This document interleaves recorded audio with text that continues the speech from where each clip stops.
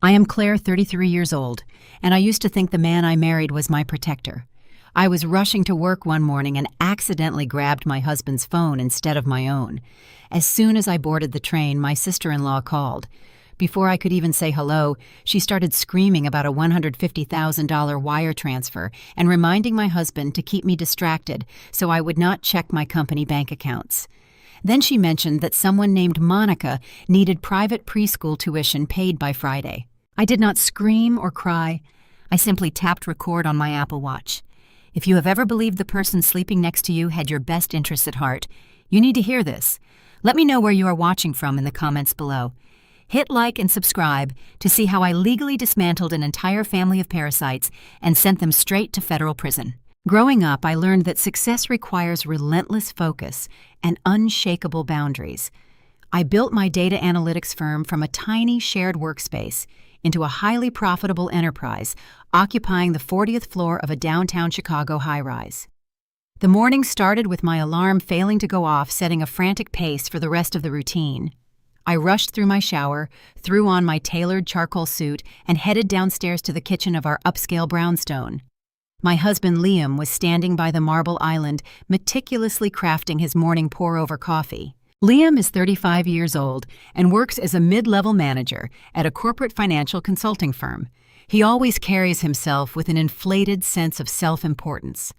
At social gatherings, he loves to boast about his finance career while patronizingly referring to my thriving business as my cute little tech startup. He handed me a travel mug of coffee, but in my haste to check the location of my delayed rideshare, I bumped my elbow against the counter.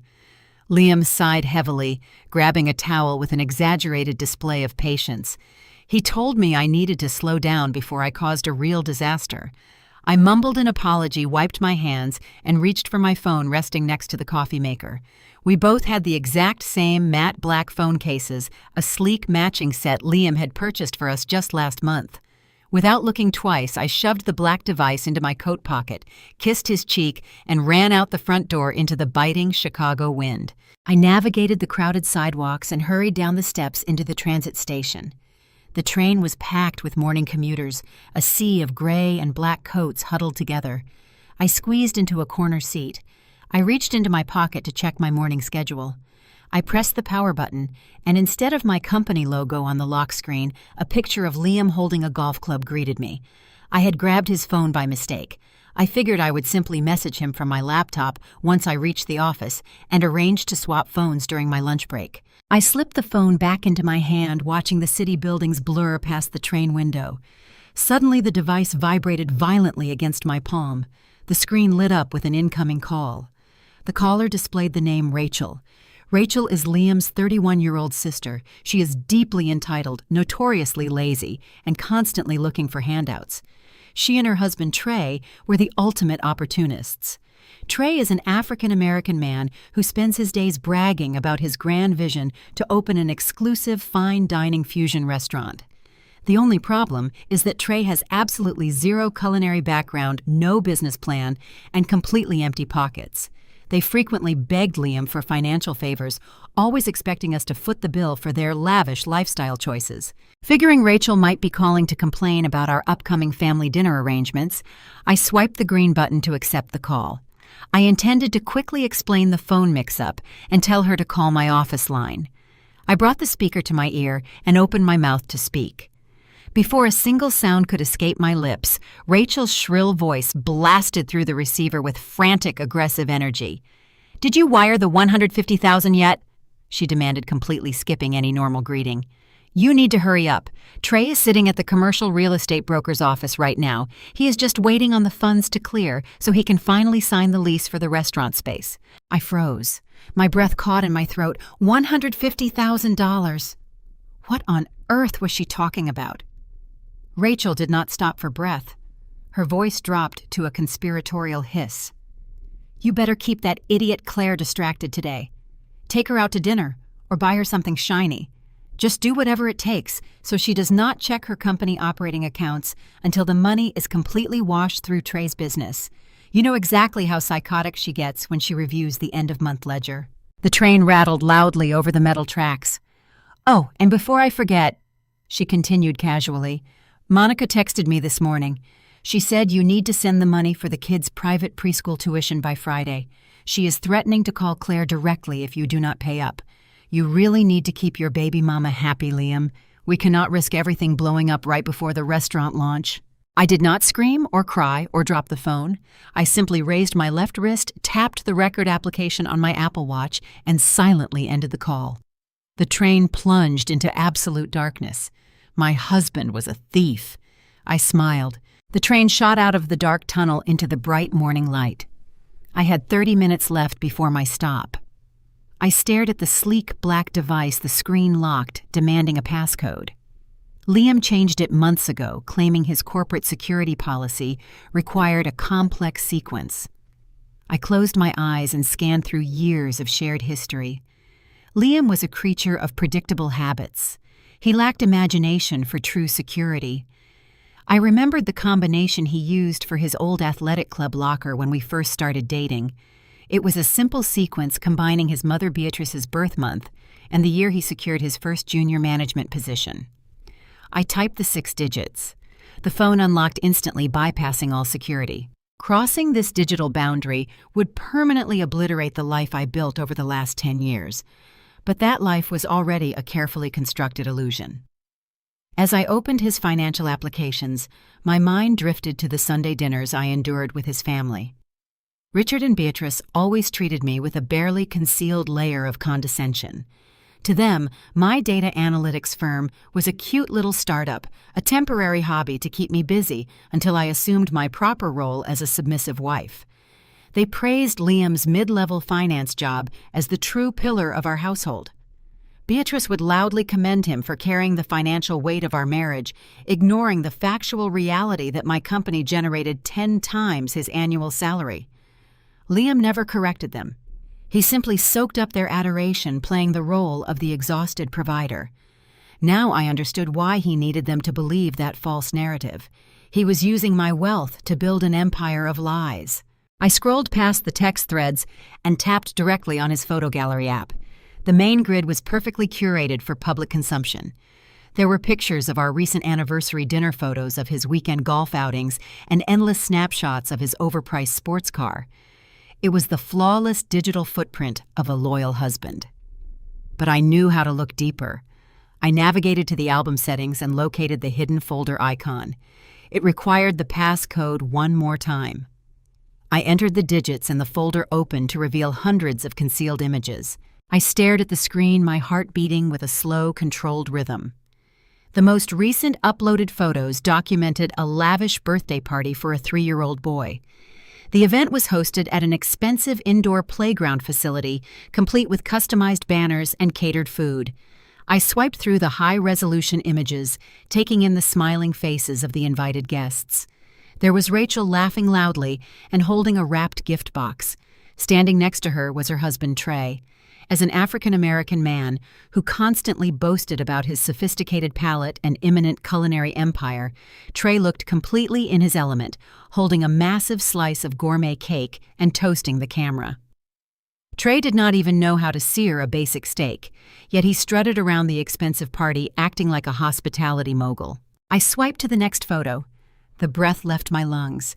Standing proudly by a mountain of expensive presents were my in-laws, Richard and Beatrice.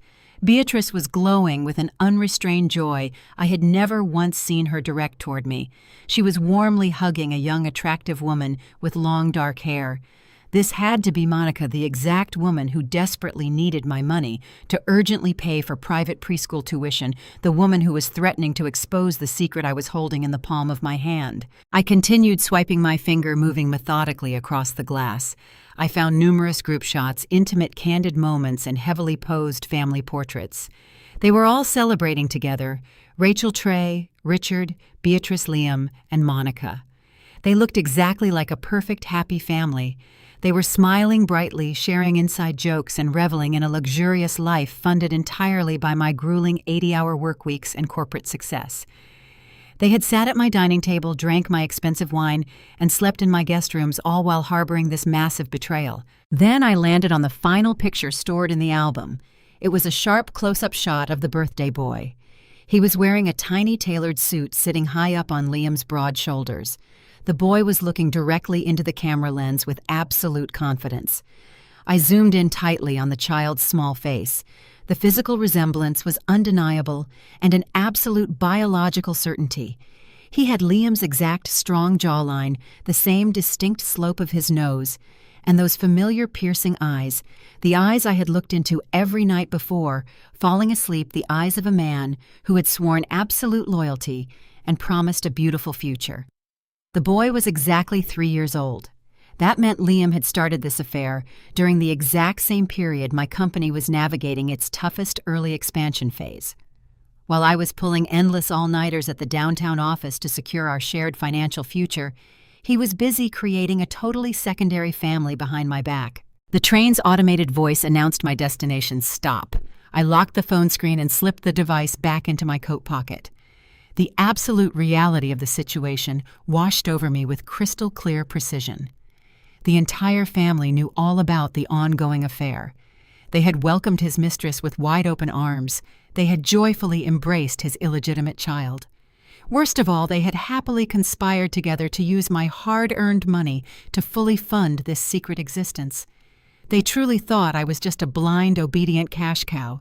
They thought they could easily siphon away my wealth to finance Trey's fake restaurant and Monica's luxury lifestyle. I stood up slowly, smoothing the minor wrinkles from my dark charcoal suit. They had severely underestimated the woman they were actively stealing from. I stepped off the elevator onto the 40th floor marble, reflecting the morning sunlight pouring through the floor-to-ceiling windows. The reception area was already buzzing with my early morning staff, but I walked past them with a sharp nod, projecting the image of a highly focused executive prepared for another aggressive fiscal quarter. I entered my corner office, shut the heavy oak door, and turned the deadbolt until it clicked solidly into place. I lowered the motorized blinds, plunging the expansive room into artificial twilight. I walked over to my custom glass desk and opened my secure laptop. I pulled Liam's black phone from my coat pocket and connected it to my machine using a specialized data transfer cable I always kept stored in my bottom desk drawer. As the chief executive officer of a prominent data analytics firm, extracting hidden information was not just my daily profession. It was my absolute specialty. I initiated a deep system clone, backing up the entire hard drive directly to an offshore encrypted cloud server I maintained exclusively for sensitive corporate acquisitions. I watched the progress bar inch forward, methodically, pulling every text message, every bank routing number, every hidden photograph, and every piece of location data Liam thought he had successfully erased. The progress bar reached 100%. The raw data was fully secured. I disconnected the device. I opened the newly created digital archive on my high-resolution laptop monitor. I needed to see the full scope of their massive financial conspiracy. I bypassed the highly predictable messages with his mistress and navigated straight to the text threads between Liam and his mother. Beatrice had always played the role of the traditional morally upright matriarch who judged everyone around her. I clicked on her message history and scrolled back through the past 6 months of their daily communication. The level of cold calculation in her written words was completely staggering. They deeply discussed my grueling work schedule, specifically monitoring when I would be exhausted enough to slip up on reviewing our joint personal finances. They mocked my absolute dedication to the very company that was actively funding their luxurious lifestyle. Then I found the exact message that solidified my new mission. The text from Beatrice read precisely like a ruthless battle command. She wrote that I was too focused on my spreadsheets to ever notice the money missing. She explicitly instructed him to make sure he secured the house before he served me the papers. I read those specific 2 sentences over and over again until the letters burned into my memory. They were not just stealing my money to fund Trey's fake restaurant and Monica's high-end preschool tuition. They were conspiring to legally strip me of my $1.2 million premarital property. Liam fully intended to drop divorce papers on me the absolute second the bank cleared his fraudulent home equity loan. They genuinely believed my lifelong obsession with data made me completely oblivious to their daily reality. They viewed me as nothing more than a highly functioning cash machine, a temporary resource to be drained and casually discarded when empty. I felt a profound, permanent shift deep in my chest. The last remaining trace of the loving, dedicated wife completely evaporated, replaced instantly by the ruthless corporate strategist who had decimated rival companies to build a massive business empire. I would not confront him with tearful accusations or demand an apology. I would not engage in a screaming match about his pathetic infidelity. I would completely and utterly bury him. I pulled a microfiber cloth from my desk and meticulously wiped Liam's phone screen clean, erasing any physical trace of my fingerprints. I packed my leather briefcase with deliberate, perfectly measured movements. I opened my lower desk drawer and pulled out an untraceable burner phone I only used for testing internal security protocols. I ordered a premium rideshare back to our brownstone, ensuring the cash transaction would never appear on our joint credit card statements. I walked back out through my bustling office, instructing my executive assistant to hold all my calls for the remainder of the morning because I had a sudden personal matter to aggressively manage. The ride back to the neighborhood felt entirely different than the panicked commute earlier that morning. I watched the towering Chicago skyline roll by the darkly tinted windows of the black sport utility vehicle. Every towering building, every busy street corner, every passing pedestrian seemed significantly sharper and clearer. I was no longer a heartbroken victim reacting to a sudden devastating betrayal. I was the master architect of their impending destruction. They wanted to play a high-stakes game with federal bank loans and stolen corporate funds. I was going to let them play, and I was going to make sure the federal government acted as the final judge. The vehicle pulled up to the curb directly outside our immaculate brownstone. I paid the driver in physical cash and walked up the concrete front steps with absolute, unwavering confidence. I slipped my metal key into the brass lock, turning it completely silently. I pushed the heavy door open just as Liam came rushing down the main hardwood staircase. He was frantically patting down the deep pockets of his expensive wool winter coat, muttering under his breath, his face completely pale and tight with rapidly rising panic as he looked around. He was desperately searching for the digital device that contained the detailed blueprints to his hidden secret life. I stood perfectly still in the grand foyer, quietly watching his pathetic display of terror unfold before me. I held the black phone up in my right hand, making sure the morning light caught the smooth edge of the protective case. I looked directly into his panicked, wide-open eyes and let a perfect, warm, loving smile spread across my face. "You left this on the counter, honey." Liam froze for a fraction of a second, his chest heaving as the raw terror slowly drained from his face. A heavy breath escaped his lungs. He snatched the phone from my hand with a speed that betrayed his internal panic. Then he caught himself, forced his shoulders to relax, and pulled me into a tight embrace. He pressed a kiss to my forehead, unaware that he was holding a woman who had just downloaded the entire blueprint of his deceit. He chuckled nervously, sliding the device into his suit pocket. He told me I was a lifesaver and that he thought he had lost his mind trying to find it. I maintained my perfectly crafted smile, adjusting his tie with the affection of a devoted wife. I told him to have a wonderful day at the office. He walked out the door, believing his secret world was completely secure. 3 days later, that same nauseating charade continued at an exclusive Chicago steakhouse. Liam insisted we treat his family to a weekend dinner to celebrate Trey securing the commercial lease for his new business venture. I knew exactly where the funds for that lease originated, but I played my part flawlessly. The restaurant was a dimly lit sanctuary of dark mahogany, expensive leather booths, and crystal chandeliers.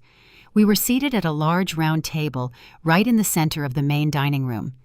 I sat quietly sipping my sparkling water and observed the parasites gathered around me. Richard and Beatrice sat across from us, exuding an unearned sense of superiority. Rachel sat next to Trey, dripping in designer jewelry she could not afford on her own salary. Beatrice leaned over her menu, her eyes scanning my tailored navy blue blazer with disdain.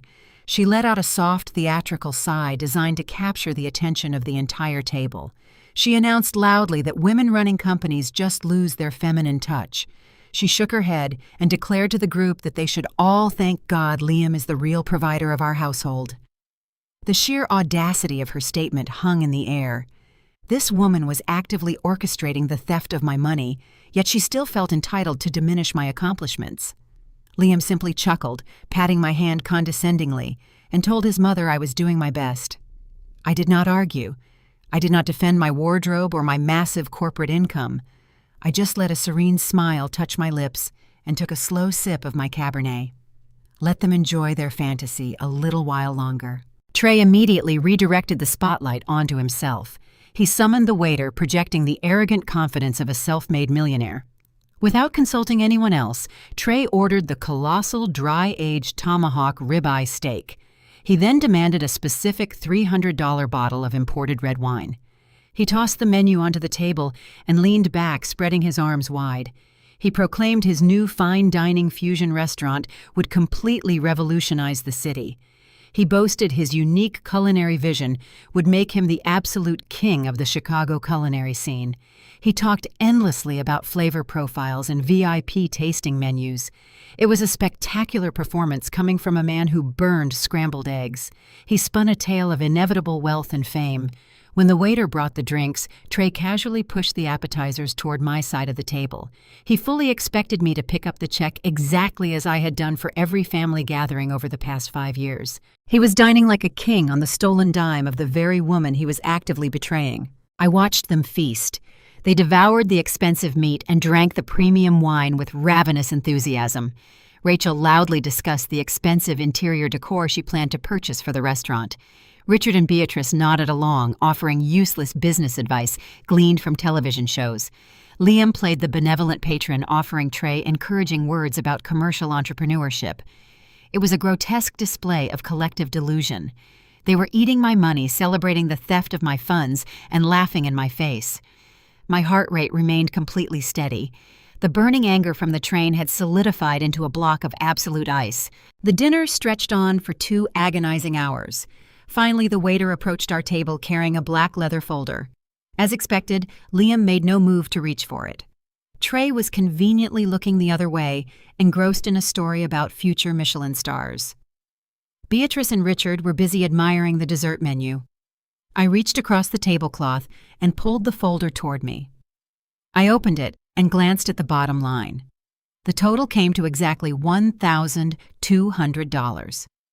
It was an astronomical amount for a weekend dinner, but it was a drop in the bucket compared to what they were attempting to steal from my future. I pulled my corporate card from my wallet and placed it neatly over the receipt. The waiter nodded and walked away to process the transaction. As I waited for the receipt to be returned, a distinct vibration pulsed against my thigh. I reached into my purse and pulled out my personal phone.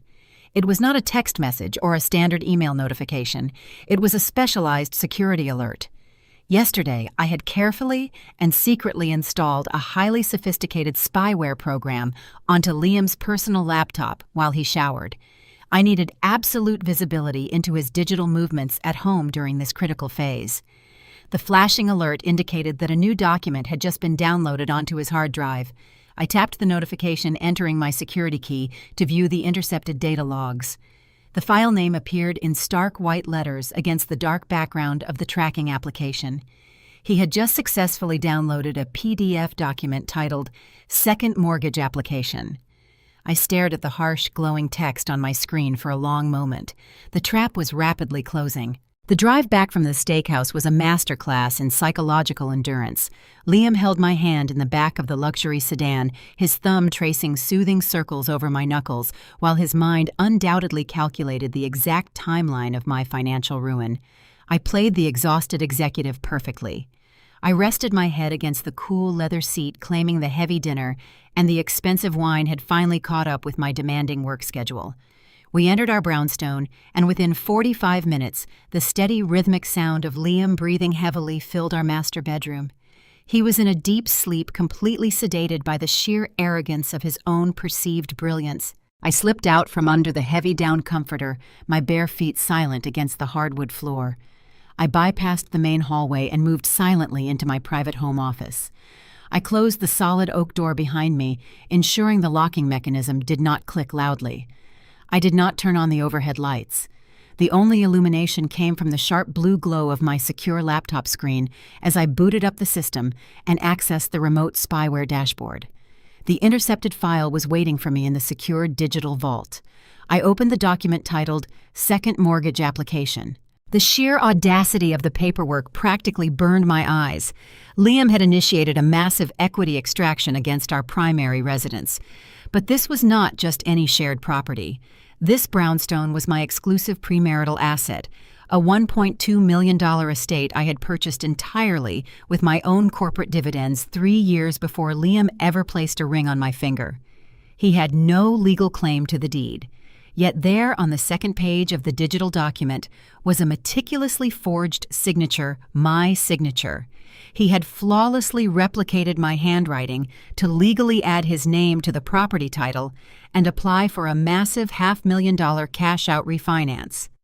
He was attempting to pull $500,000 of hard liquid cash straight from the walls of the home I built. My eyes scanned the incredibly detailed loan disbursement instructions. He was not just stealing the funds. He had a highly specific calculated distribution strategy already established with the lending institution. I traced the routing numbers attached to the designated receiving accounts.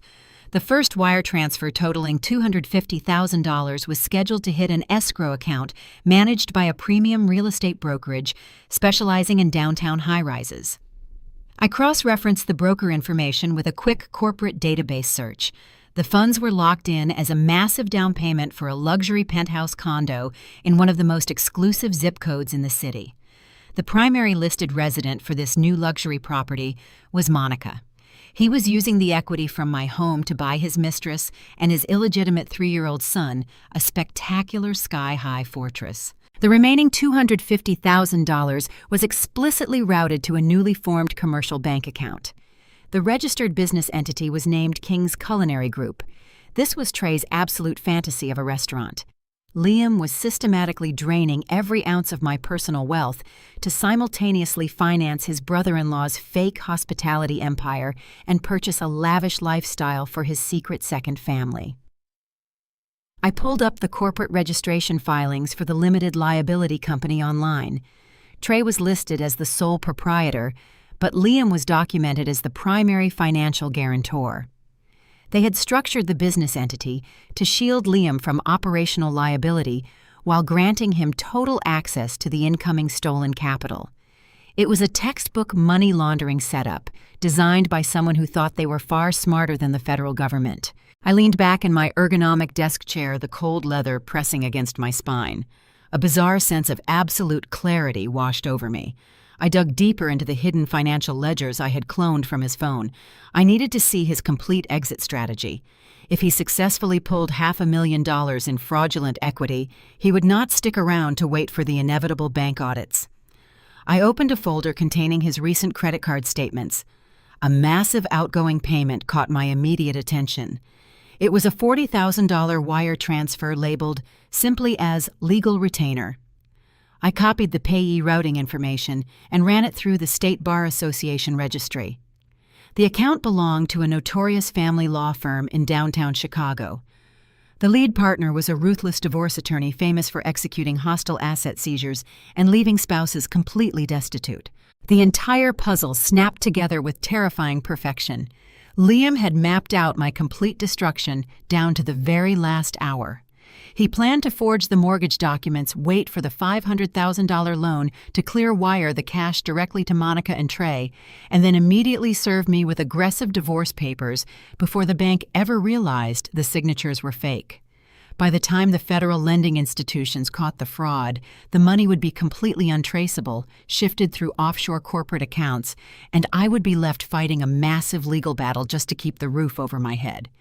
He was going to strip me down to nothing, leaving me financially ruined and publicly humiliated while he walked away with his golden child and the absolute admiration of his parasitic family. He truly believed I would just roll over and accept total defeat. He assumed the shock of the affair and the sudden financial collapse would leave me completely paralyzed. In his mind, I was just a naive workaholic who would blindly sign away my entire life out of sheer panic and emotional devastation. I stared at the glowing screen, my hands resting perfectly still on the glass desk. The sheer magnitude of his betrayal was no longer just hurtful. It was insulting to my intelligence. He genuinely thought a woman who built a multi-million-dollar data empire could be dismantled by a mid-level financial consultant wielding a forged loan document. He thought he was playing chess, but he did not even realize he was already a pawn on my board. Every move he made from this point forward would only secure his permanent place in a federal prison cell. A sudden sharp sound shattered the absolute silence of the room. The brass handle of my office door slowly turned. The heavy oak hinges let out a low, agonizing creak that echoed loudly in the dark space. I instantly minimized the financial applications, leaving only a blank spreadsheet open on the monitor. The door swung open, casting a long, distorted shadow across the hardwood floor. Liam stood perfectly still in the doorway, his tall frame blocking the hallway light. He was wearing his gray sweatpants, rubbing his eyes and squinting into the dark room. He shifted his weight, his voice rough and groggy from sleep. "What are you doing up so late, babe?" I kept my hands completely steady, letting my fingers glide effortlessly across the trackpad. With a swift, practiced motion, I swiped away the secure desktop environment and brought my dummy spreadsheet to the forefront of the glowing monitor. I turned my head slowly, letting a soft, apologetic smile touch my lips. "Just finalizing some tax reports," I whispered, keeping my voice gentle and perfectly pitched to match the quiet atmosphere of the late-night house. "You know how aggressive the board gets right before the end of the fiscal quarter. I just wanted to get ahead of the revenue projections before my morning meetings." Liam leaned against the wooden doorframe, rubbing the back of his neck. He let out a dramatic, sympathetic sigh, playing the role of the deeply concerned partner to absolute perfection. He walked up behind my chair, placing his heavy hands on my shoulders and kneading the tense muscles there.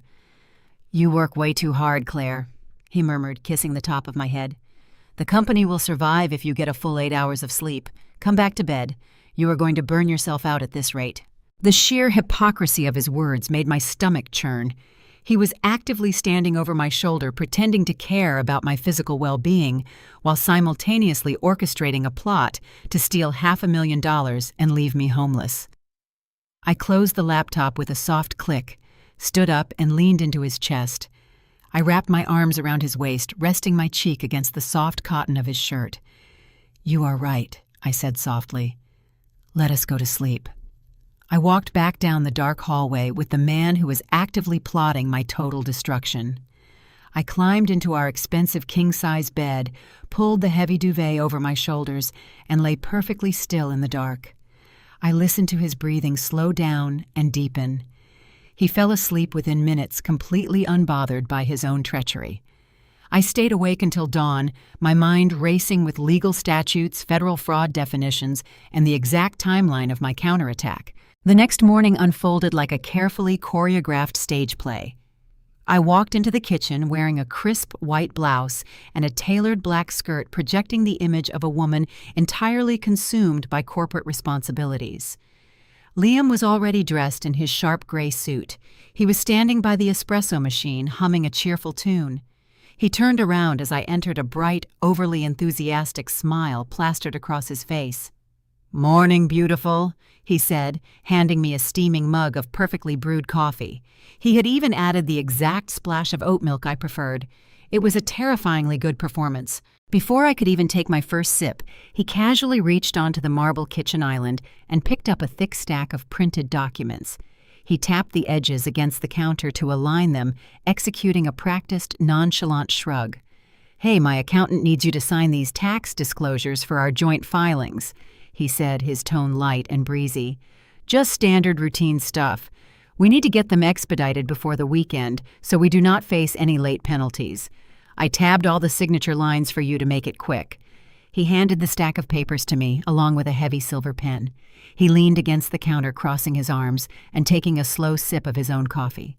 He was trying so desperately to look relaxed, but I could see the tiny pulse beating rapidly at the base of his throat. His knuckles were white from gripping his mug too tightly. This was his 0 hour. This was the moment his entire massive financial heist rested upon. I placed my coffee mug down on the counter and took the documents.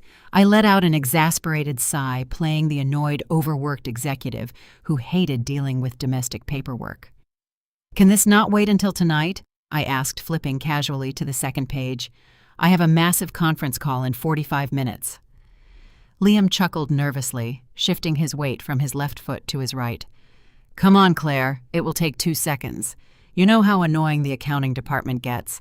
Just initial where the yellow sticky notes are." I nodded, looking down at the crisp white pages. I began flipping through the stack, slowly, methodically. The first 3 pages were entirely legitimate.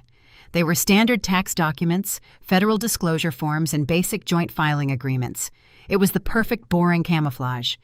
But I knew exactly what to look for. I turned to page 6.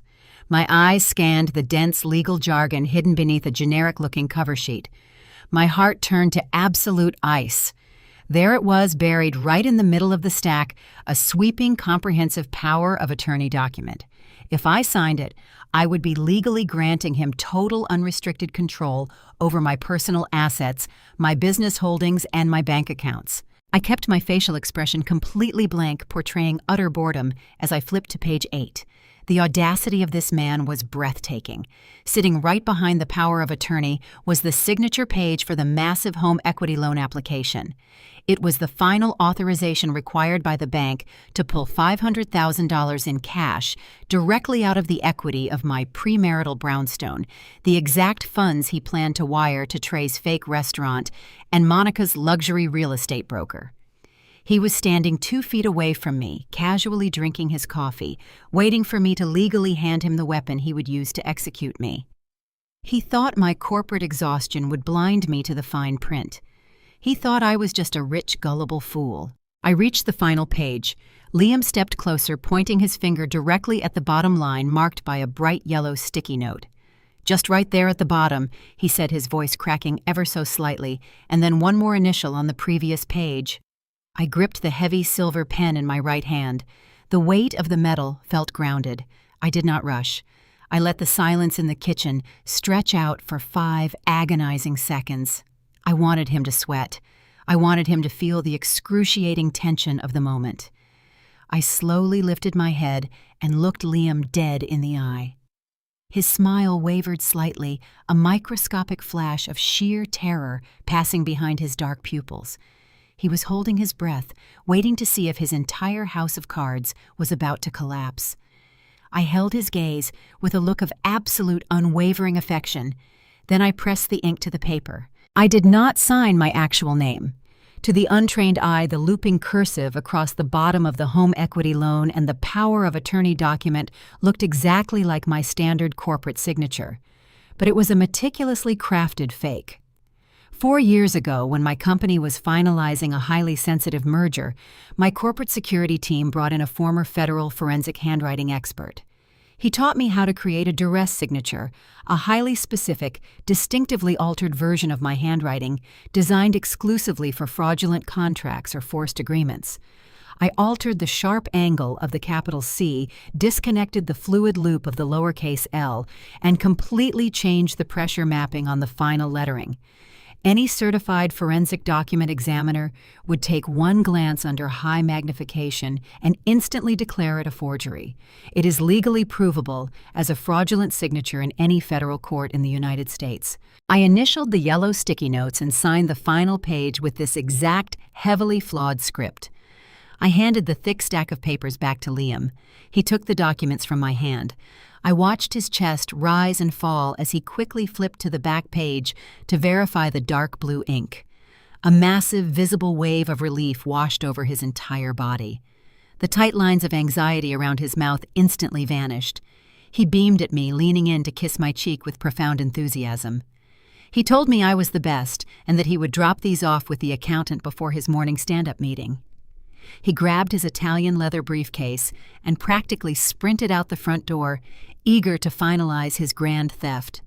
He was acting like a man who had just won the lottery, completely oblivious to the fact that he had just handed me the rope to hang him with. I walked to the kitchen sink, poured the remaining coffee down the drain, and went upstairs to change into my sharpest suit. I had a very different kind of meeting to attend. I bypassed my corporate headquarters and drove straight into the heart of downtown Chicago. I pulled into the underground parking garage of a sleek, modern glass high-rise located in the financial district. I took the private elevator up to the 60th floor, stepping into the austere, minimalist reception area of the city's most ruthless financial law firm. I was not there for a standard divorce consultation. I was there to see Diana.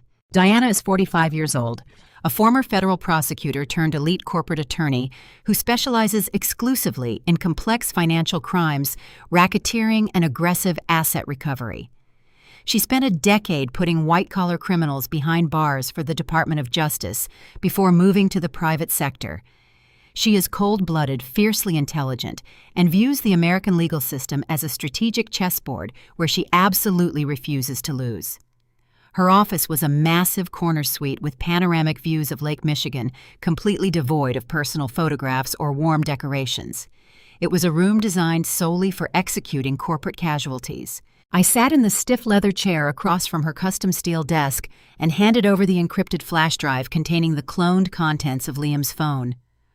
I also slid across high-resolution photographs I had taken of the loan documents and the power of attorney before handing them back to him.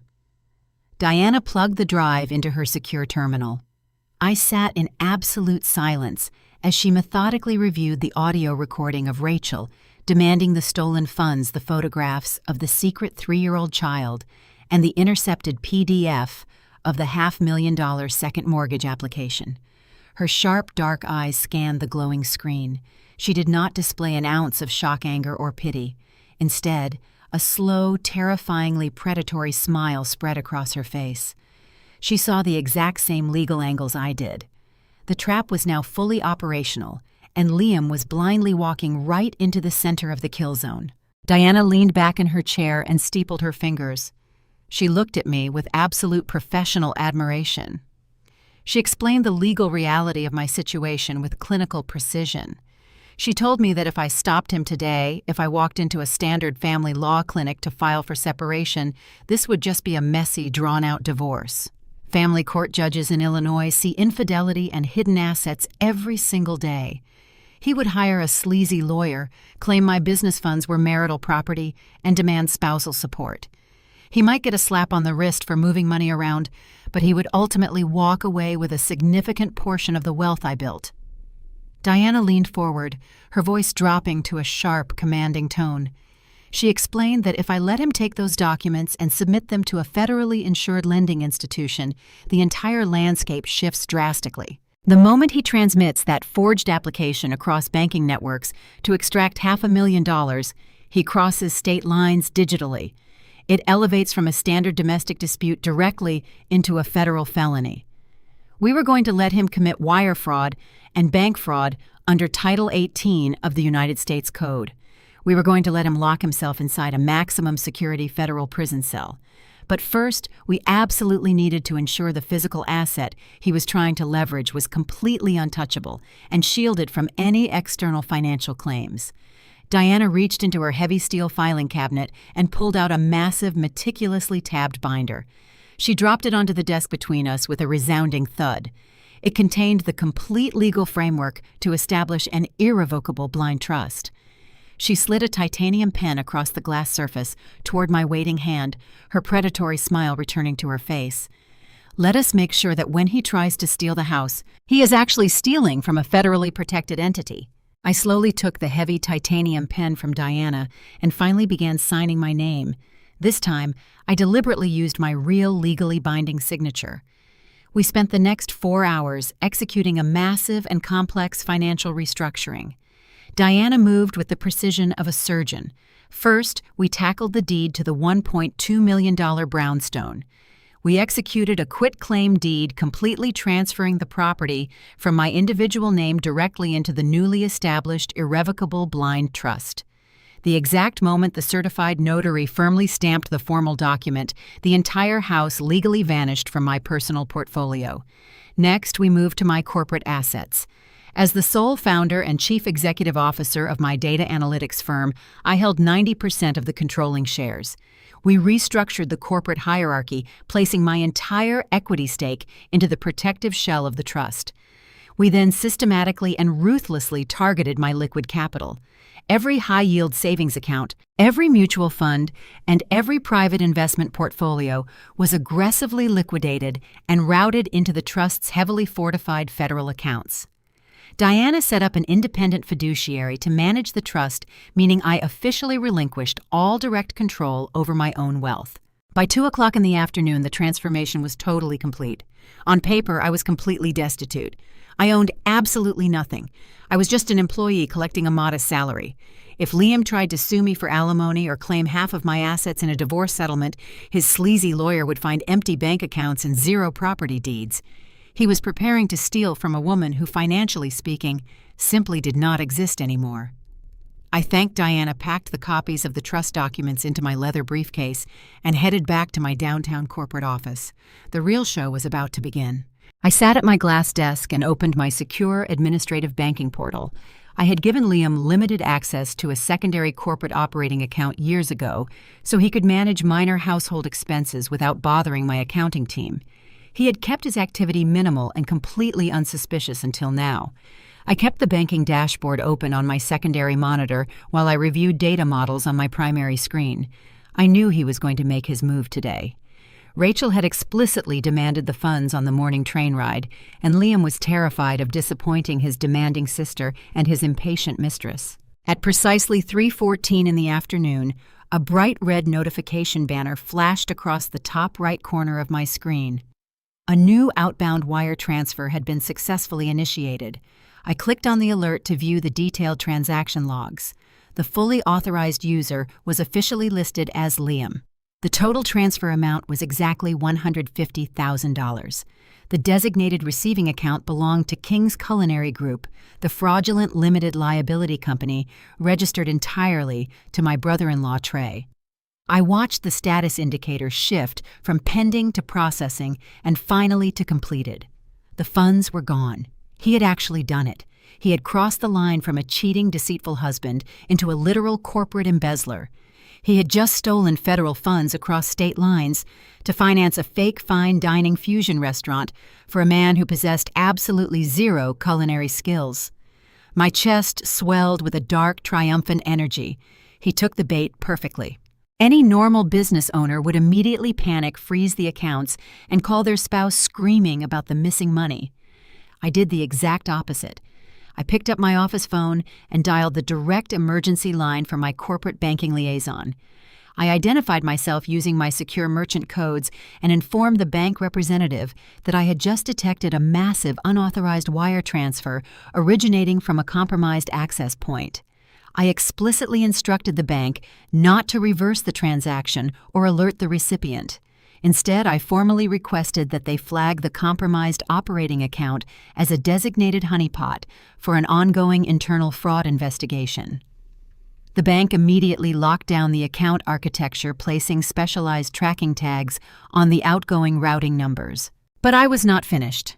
My next call was to the regional office of the Internal Revenue Service Criminal Investigation Division. Using the legal framework Diana had prepared for me earlier that morning, I filed an official corporate fraud report. I provided the federal agents with the exact routing numbers, the receiving business entity details, and my strong suspicion of aggressive money laundering. I explained that an unauthorized user was actively moving stolen corporate capital into a newly formed hospitality business. The federal agents took the report with extreme seriousness. Liam and Trey were no longer just moving stolen cash. They were officially in possession of flagged federal funds, and the government was now quietly tracking every single dollar they spent. I leaned back in my chair and took a slow, deep breath. The steel trap was now fully operational. I picked up my personal phone and opened Instagram. I did not have to scroll very far. Trey had just posted a brand new video to his public story. I tapped the active comment section at the bottom of the glowing screen. I watched my brother-in-law celebrate his stolen victory. The video showed Trey standing inside a massive, empty commercial space with exposed brick walls and high industrial ceilings. He was wearing a ridiculously expensive suit, clearly purchased with my money. He shook a bottle of premium champagne and popped the cork, letting the expensive alcohol spray all over the concrete floor. He yelled into the camera about making his wild dreams reality and becoming the ultimate king of the Chicago restaurant scene. Rachel was cheering loudly in the background. I stared at his arrogant, joyful face. He had absolutely no idea that the federal government was already watching him. My fingers flew across the digital keyboard with absolute precision. I typed my message, "So proud of you, Trey. Big things coming." I pressed send and placed my phone down on the heavy glass desk. The digital snare was perfectly set for my husband and his arrogant brother-in-law. They were currently celebrating a monumental victory, completely oblivious to the federal tracking tags attached to every single dollar they spent. Now, I needed to focus on the final piece of this pathetic puzzle. I needed Monica.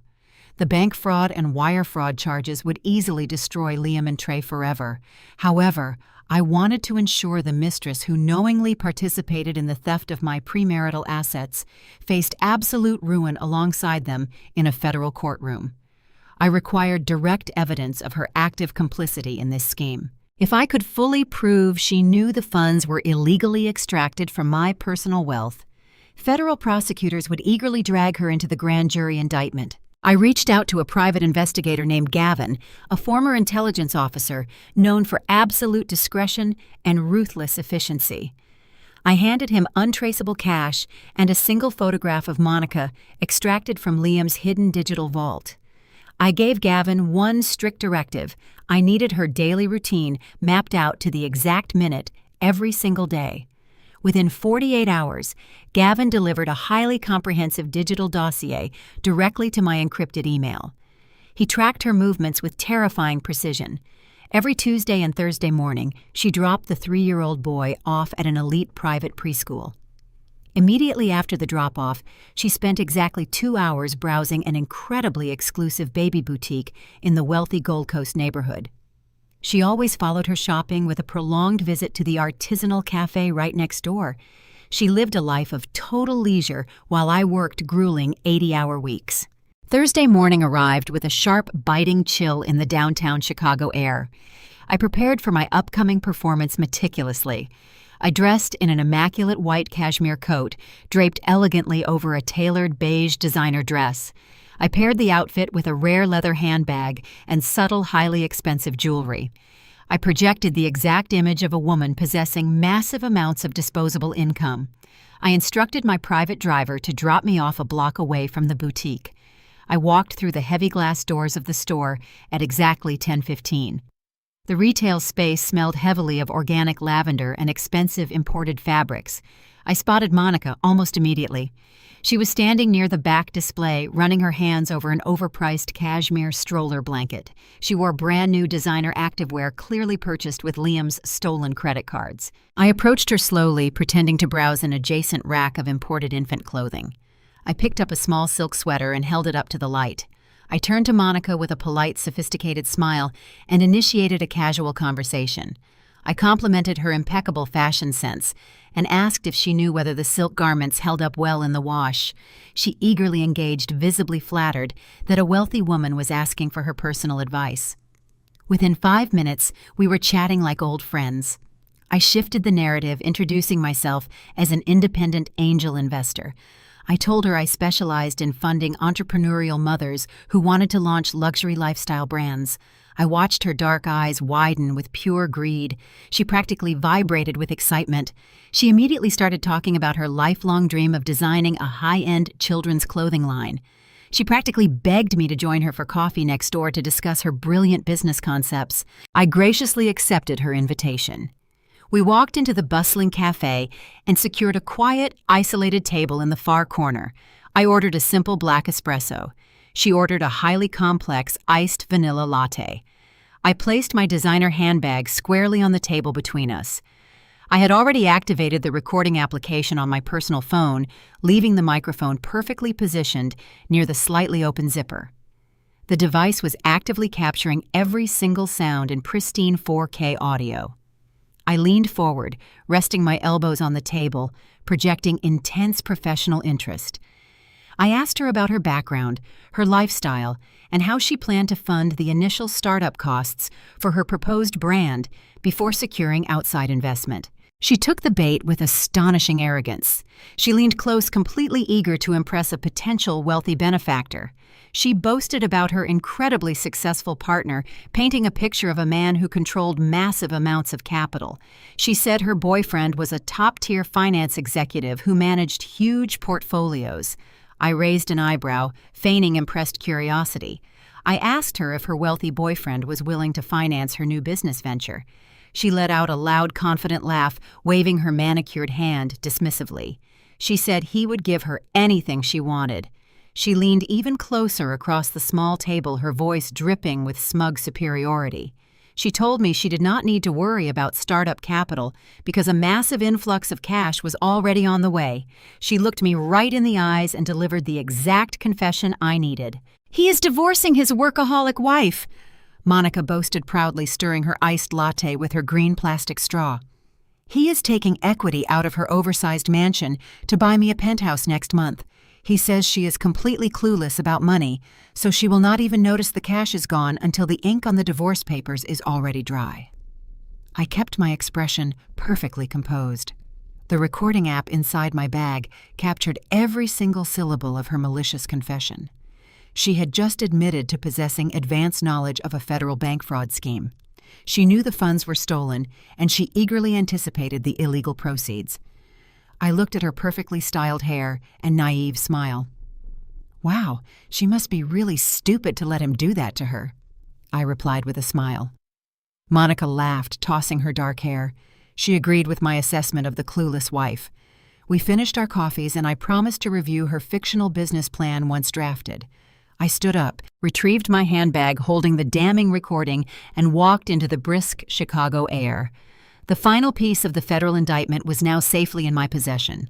3 days later, I was standing in the foyer of my brownstone sorting the afternoon mail.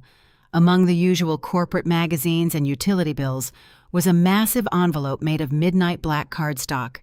The calligraphy on the front was stamped in gold foil. I broke the wax seal and pulled out the invitation. It was a formal, wildly pretentious announcement for the grand opening of King's Culinary Group. Trey and Rachel were officially launching their restaurant this upcoming weekend.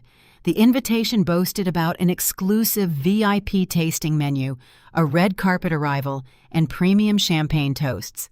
I stared at the expensive cardstock, calculating exactly how much of my stolen corporate capital they had wasted on a boutique printing company. My personal phone vibrated in my pocket. The caller identification displayed Richard and Beatrice. I accepted the call and held the phone to my ear, bracing myself for another round of their insufferable entitlement. "Claire," Beatrice barked through the speaker, bypassing any polite greeting. "We just received the final guest list for Trey and Rachel's grand opening. I noticed you and Liam are seated at the primary VIP table." "Yes," I replied evenly. "I just opened the invitation." "Good." Beatrice continued, her tone sharp and demanding. "Richard and I called to discuss your financial contribution. Since Trey is family, we expect you to write a $50,000 check as a grand opening gift." I stood perfectly still, letting the sheer absurdity of her demand was over me. I asked her to read TTHEAMOUNT. 50,000 check as a grand opening gift. It stood perfectly, still letting the sheer absurdity of her demand wash over me. Asked her to repeat the amount. 50,000. Richard chimed in from the background, clearly listening on speakerphone. "It is standard for family to provide a financial blessing for a new commercial enterprise." Beatrice let out a condescending sigh. "Honestly, Claire, it is the absolute least you can do considering how much Liam supports your little data hobby. You owe this family some actual gratitude. Liam works his fingers to the bone in the finance sector to keep a roof over your head. It is time you finally contribute something meaningful to his sister's future." They were demanding I hand over $50,000 in clean cash to supplement the $150,000 their son had already embezzled from my company. The level of delusional arrogance was almost cinematic. I kept my voice incredibly calm. "I am afraid that will not be possible, Beatrice. My capital is completely tied up in corporate restructuring right now. I will not be writing a check for Trey's restaurant." The line went dead silent. Beatrice gasped loudly, clearly outraged by the rejection. "You selfish, ungrateful girl," she hissed. "I am calling Liam right now." She slammed the phone down. I walked into the kitchen, poured myself a glass of sparkling water, and waited. The fallout took exactly 4 hours to arrive. The front door burst open at 6 o'clock in the evening. Liam stormed into the house, slamming the heavy oak door so hard the framed mirrors in the hallway rattled. He marched directly into the kitchen. His face was flushed red with absolute fury. His tie was loosened, and his briefcase hit the marble island with a violent thud. He pointed a shaking finger directly at my face. "What is wrong with you?" he screamed, his voice echoing off the high ceilings. "My mother just called me in tears. She said you disrespected her and flat out refused to help Trey and Rachel with their opening." I remained seated on the velvet bar stool. "I told your mother I do not have $50,000 in liquid cash to hand out as a party favor, Liam. That is not disrespect. That is a financial reality." Liam slammed his hands down on the countertop, leaning over the marble to intimidate me. "You are completely unbelievable," he yelled, launching into a textbook gaslighting routine. "You make everything about you and your stupid spreadsheets. You are entirely selfish, Claire. You have no concept of loyalty. Family always comes first. My family has accepted you with open arms, and the second they ask for a tiny bit of support, you hoard your money like a greedy sociopath." I watched the vein bulging in his neck. He was putting on the performance of a lifetime, desperately trying to manipulate me into guilt. He needed that $50,000 because his offshore money laundering scheme was running into friction, and Trey was burning through the stolen cash faster than anticipated. "I am not writing the check," I stated coldly, refusing to break eye contact. Liam threw his hands in the air, letting out a loud, dramatic groan of utter disgust. "You are a cold, miserable woman," he spat, backing away from the island. "I cannot even look at you right now. I cannot be in the same house as someone who treats my flesh and blood with such utter contempt." He stormed over to the hall closet, yanking his expensive leather duffel bag off the top shelf. He shoved a fresh suit, a clean shirt, and his shaving kit into the bag. He zipped it shut with violent aggression. "I am going to sleep at the office tonight," he announced, his voice dripping with venom. "Do not wait up." He turned on his heel and marched out the front door, slamming it shut behind him. The house fell into absolute silence. I sat alone in the kitchen, completely unfazed by his theatrical exit. I opened my secure laptop and pulled up the GPS tracking software I had installed on his phone. A bright green dot blinked on the digital map of Chicago. I watched the green dot move rapidly away from our neighborhood. It did not head toward the financial district where his corporate office was located. It did not go anywhere near his office building. Instead, the green dot traveled straight up the highway, exiting near the Gold Coast. It moved steadily down the luxury residential block and came to a complete stop right outside a familiar high-rise building. I smiled, closing my laptop. He had gone straight to Monica's apartment. The trap was now fully operational and executing flawlessly. This was exactly what Diana and I had planned. Perfect. The following 48 hours moved with the lethal precision of a ticking time bomb. I did not confront Liam about his night at Monica's apartment. Instead, I drove straight back to the financial district the very next morning. Diana sat behind her massive steel desk, but this time she was not alone. Two men in sharp, unassuming gray suits sat in the leather chairs opposite her desk. They introduced themselves firmly as special agents from the Federal Bureau of Investigation and the Internal Revenue Service Criminal Investigation Division. The trap I had laid was no longer just a private corporate matter. It had officially escalated into a massive federal operation. Diana handed me a thick, redacted file. The agents confirmed that my flagged honeypot account had successfully triggered every single federal alarm in their system. The funds had bounced from my corporate operating account across state lines through a flagged routing server before finally landing in Trey's commercial business account. That constituted textbook wire fraud and aggressive money laundering.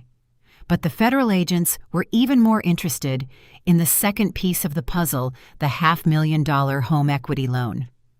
Liam had officially submitted the forged documents to the National Bank.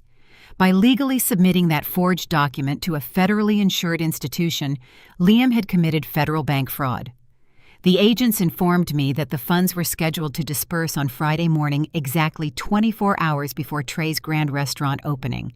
They had enough concrete evidence to secure a grand jury indictment and execute immediate arrest warrants. Diana looked at me with a cold, predatory gleam in her eyes. She confirmed that the federal agents would be attending the restaurant launch in person to execute the warrants. The house of cards was about to violently collapse on top of them. I returned to my brownstone that afternoon, mentally preparing myself for the final act of this exhausting charade. The front door unlocked, and Liam walked in looking deliberately disheveled.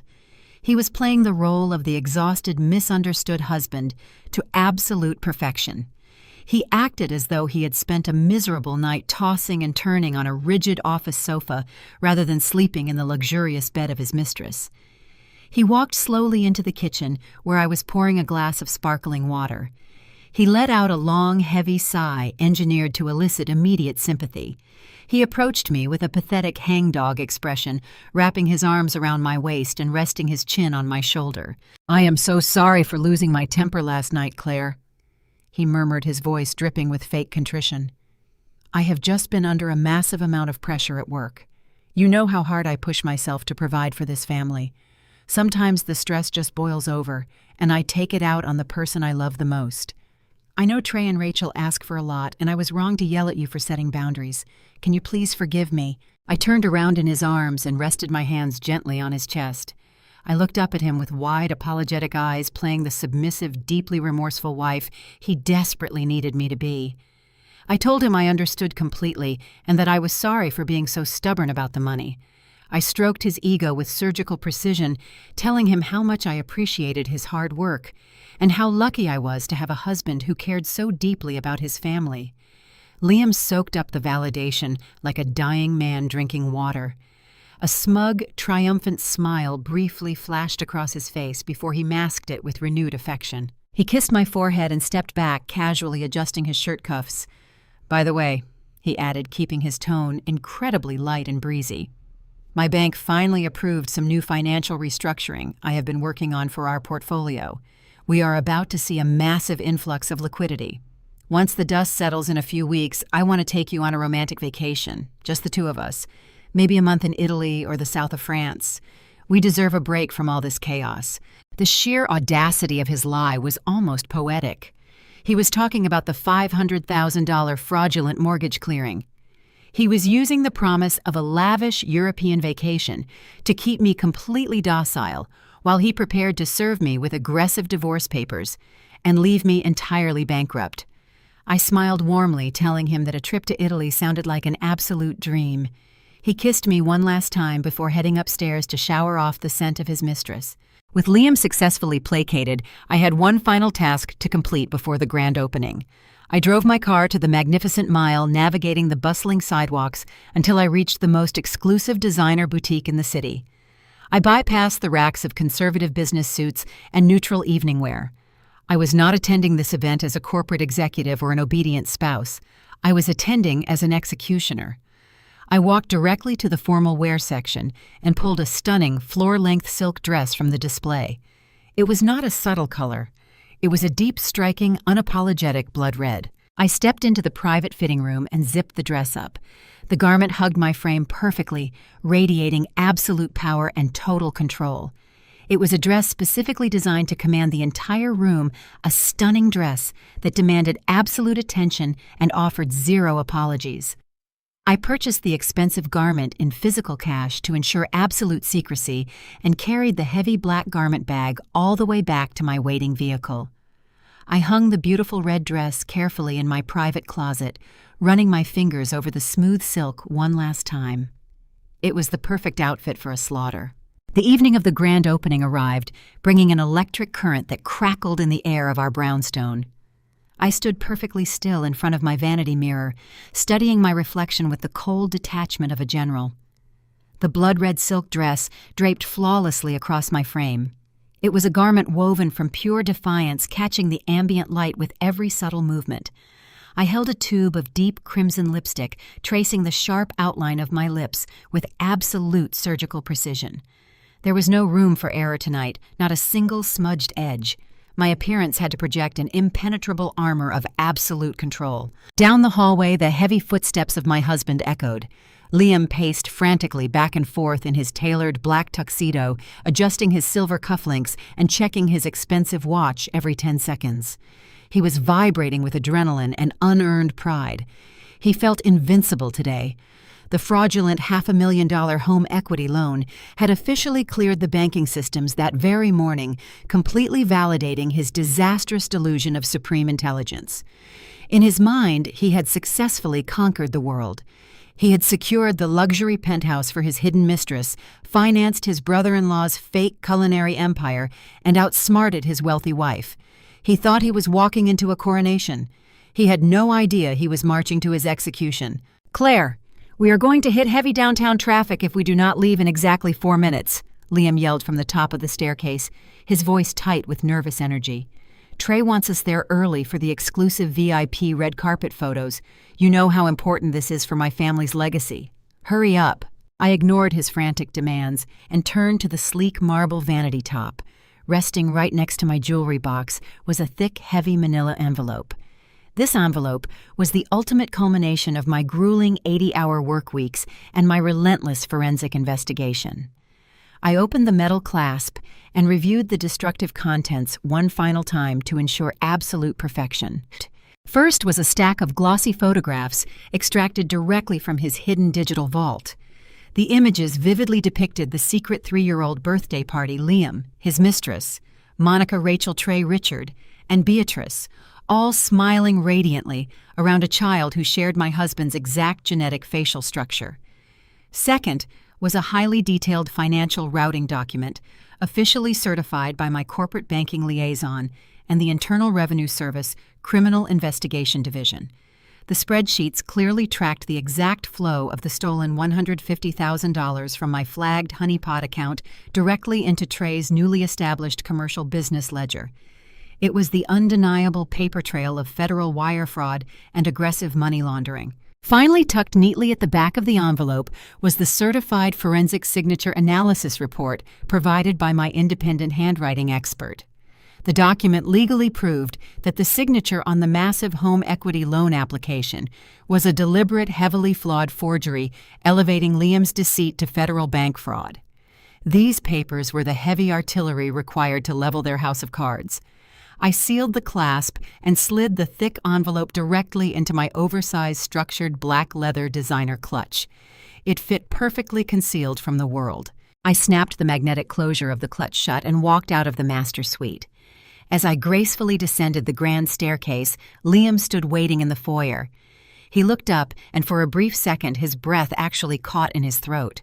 The striking blood-red silk dress commanded his absolute attention. His eyes widened, completely captivated by the sheer visual power I was projecting. "Wow," he murmured, a smug, arrogant grin slowly spreading across his face as he offered his arm. "You look absolutely incredible, Claire.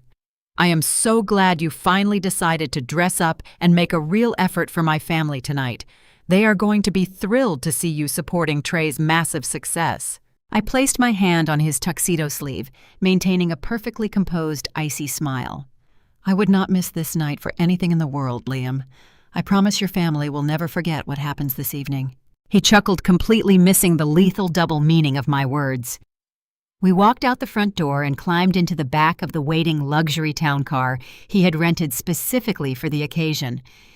The drive toward the trendy commercial district was agonizingly tense, though Liam remained entirely oblivious to the atmosphere. He spent the 30-minute commute bragging loudly about Trey's incredible entrepreneurial vision and how the new restaurant was going to completely redefine Chicago's fine dining landscape.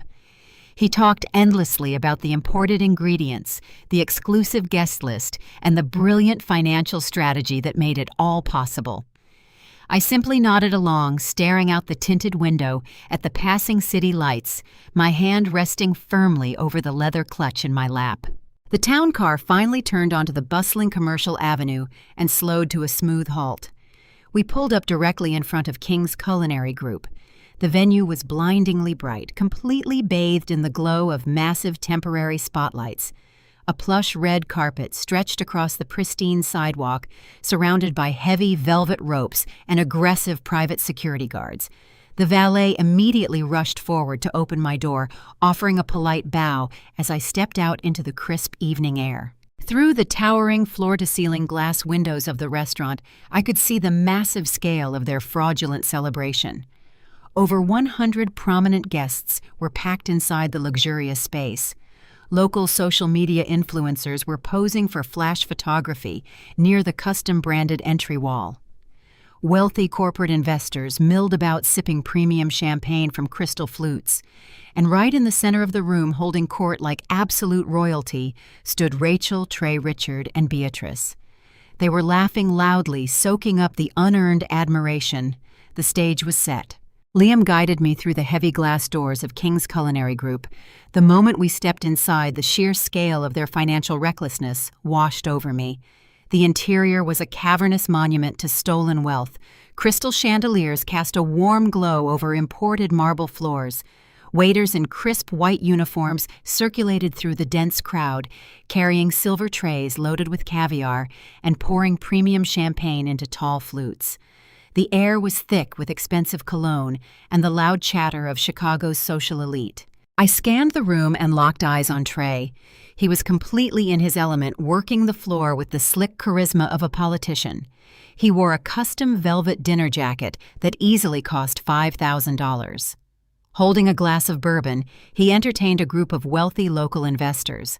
I walked close enough to catch fragments of his arrogant performance.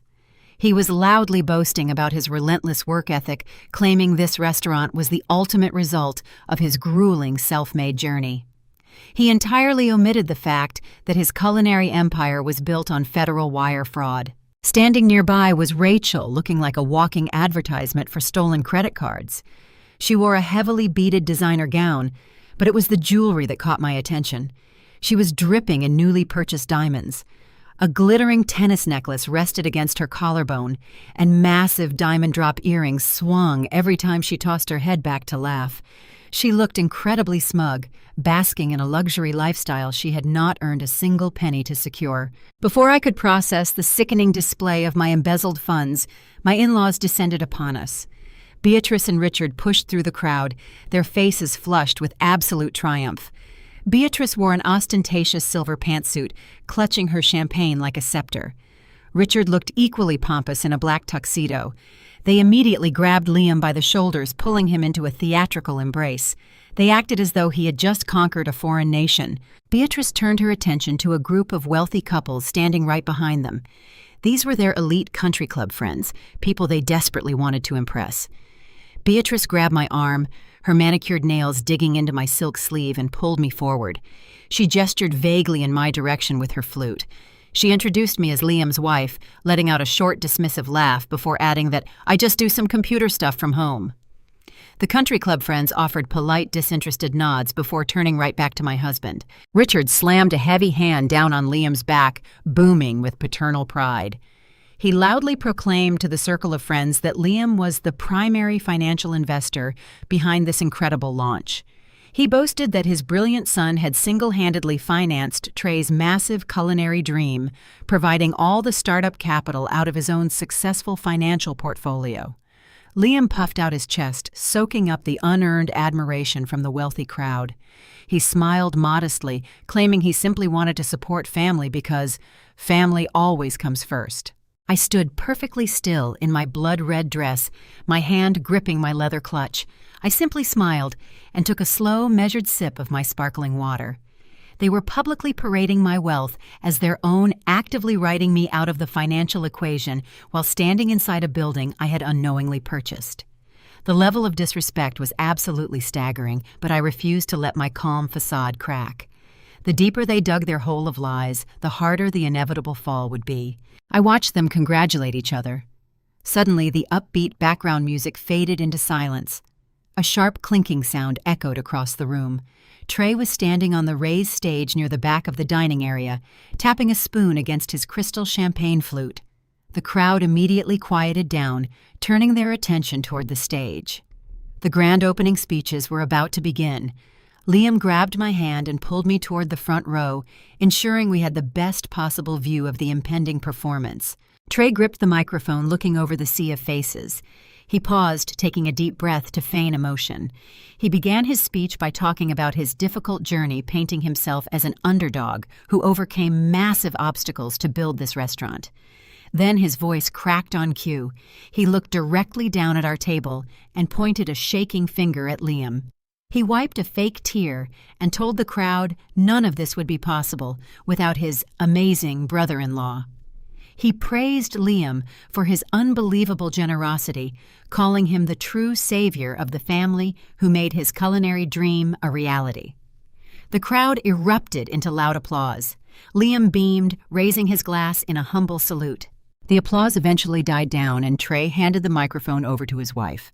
Rachel stepped up to the edge of the stage, the heavy stage lights catching the stolen diamonds draped across her neck. Her face was flushed with arrogant power. She looked out at the audience, soaking in the moment, but then her gaze shifted. Her eyes locked directly onto mine.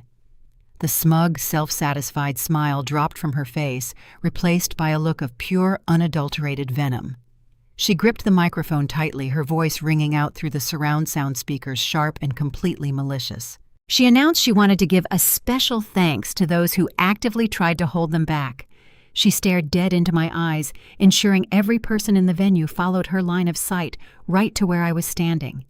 She declared loudly that certain people were just too stingy and too selfish to support their own family. A heavy, uncomfortable silence swept through the room as she delivered her final blow.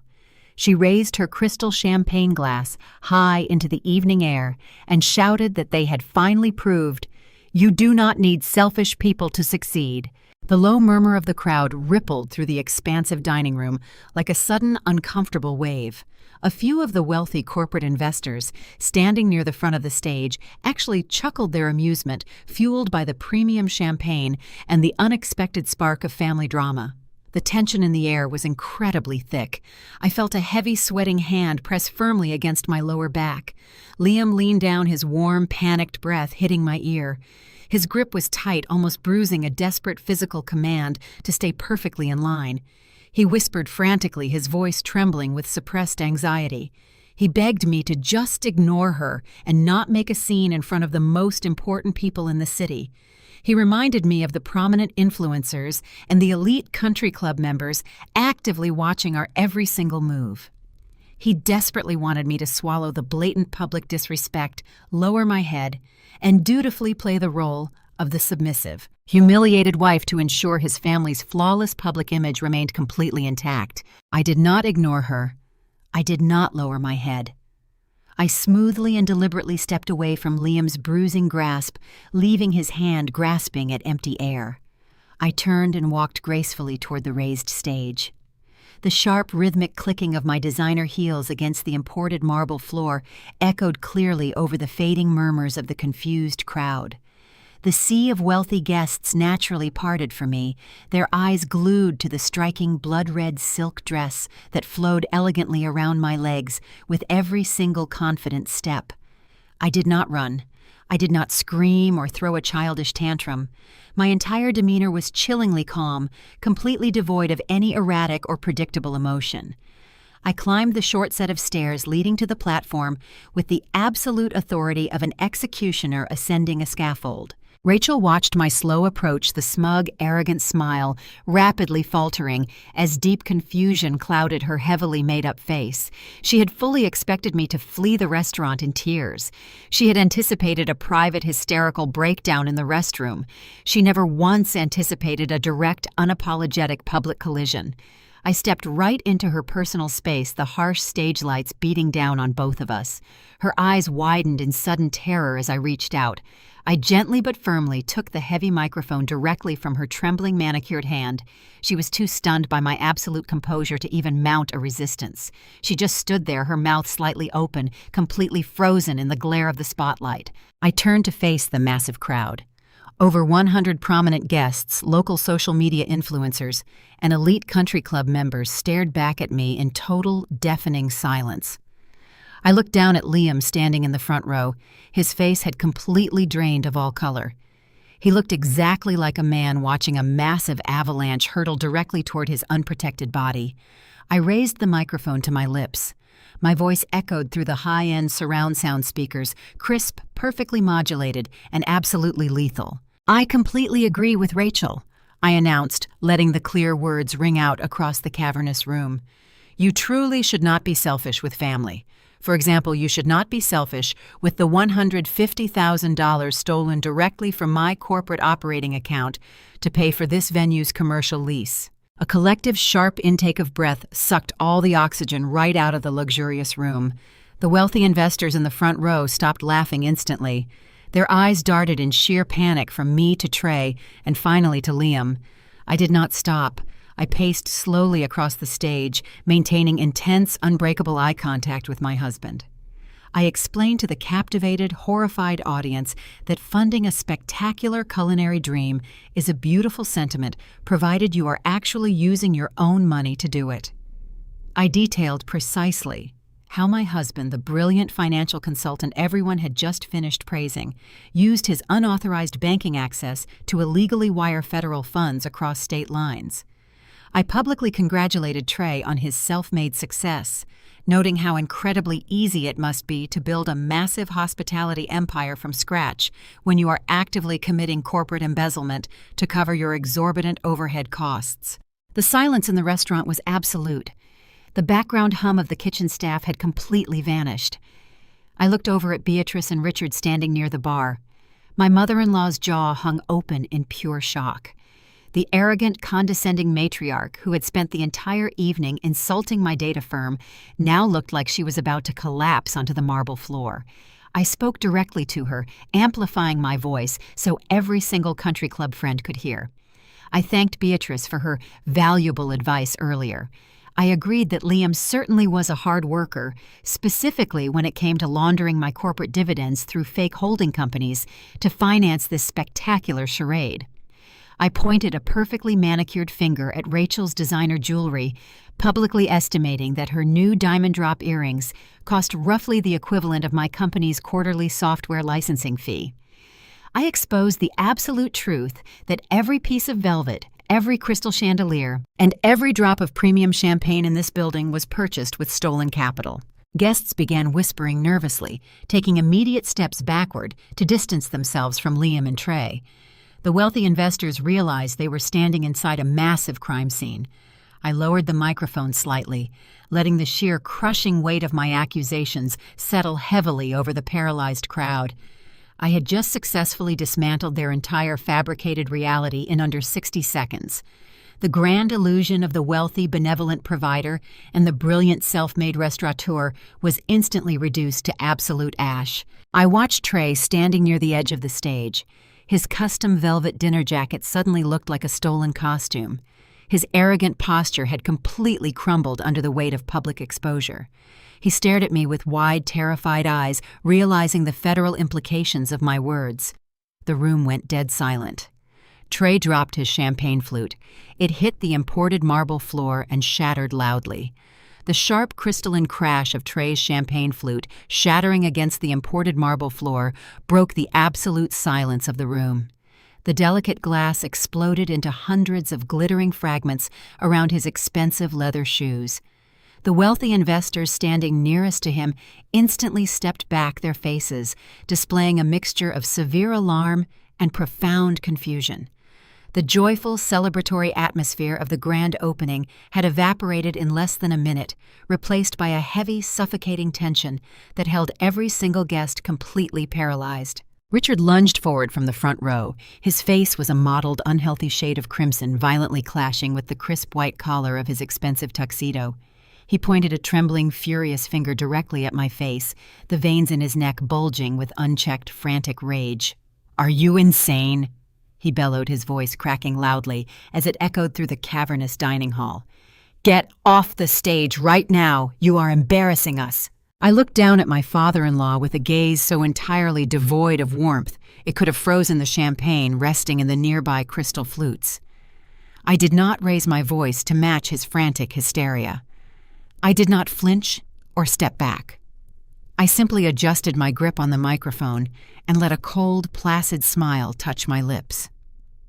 I am not the one who should be embarrassed, Richard. I am simply the auditor delivering the final quarterly report. I handed the microphone back to a completely petrified Rachel. She took it with shaking hands, holding the dark metal device as if it were a live grenade ready to detonate. I turned my back on my in-laws and gracefully descended the short wooden steps of the raised platform. The sea of prominent local influencers, wealthy venture capitalists, and elite country club members physically recoiled as I approached. They parted like a wave, granting me an entirely unobstructed path through the center of the room.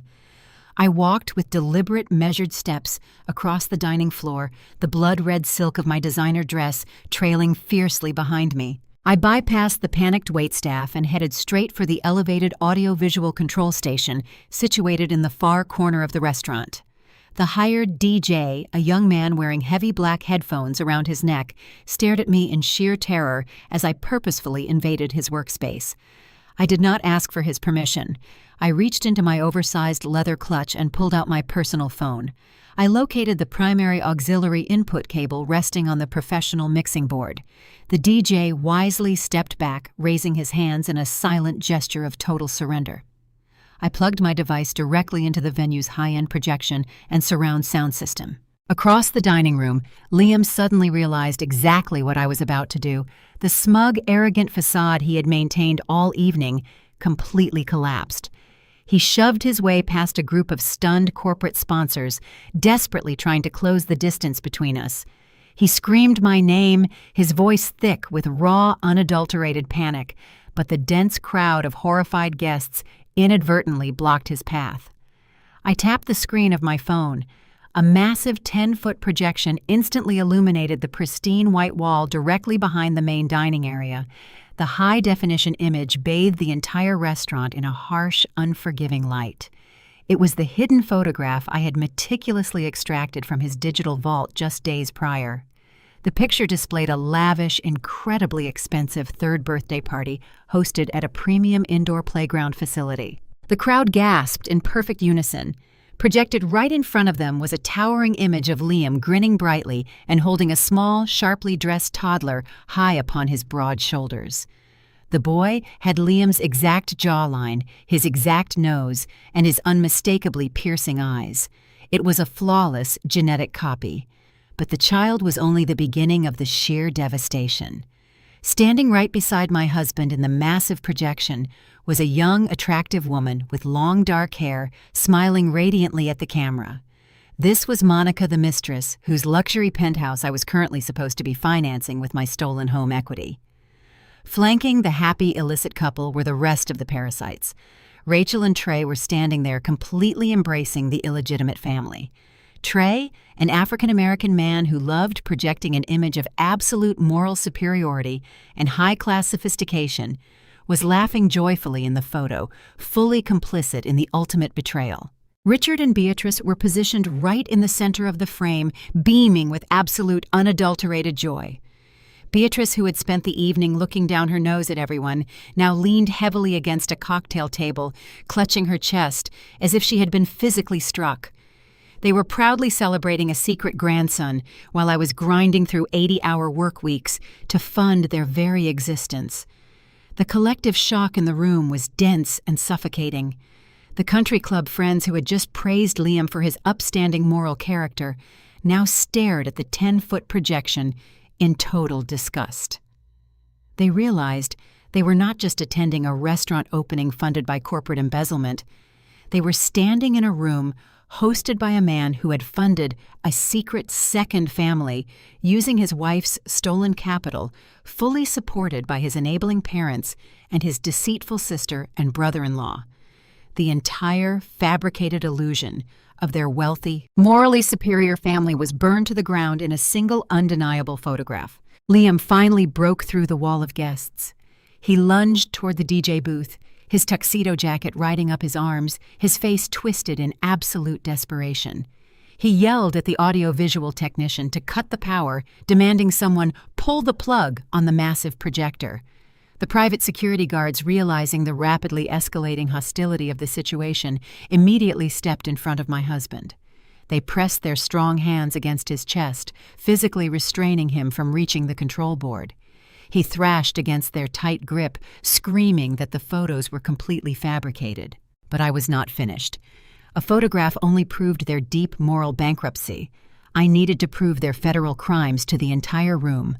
I kept my eyes locked directly on Liam as he struggled against the security personnel. Next, I navigated seamlessly to the pristine audio file I had recorded on the morning train ride. I adjusted the main volume slider on the mixing board, pushing it to maximum capacity. I hit play.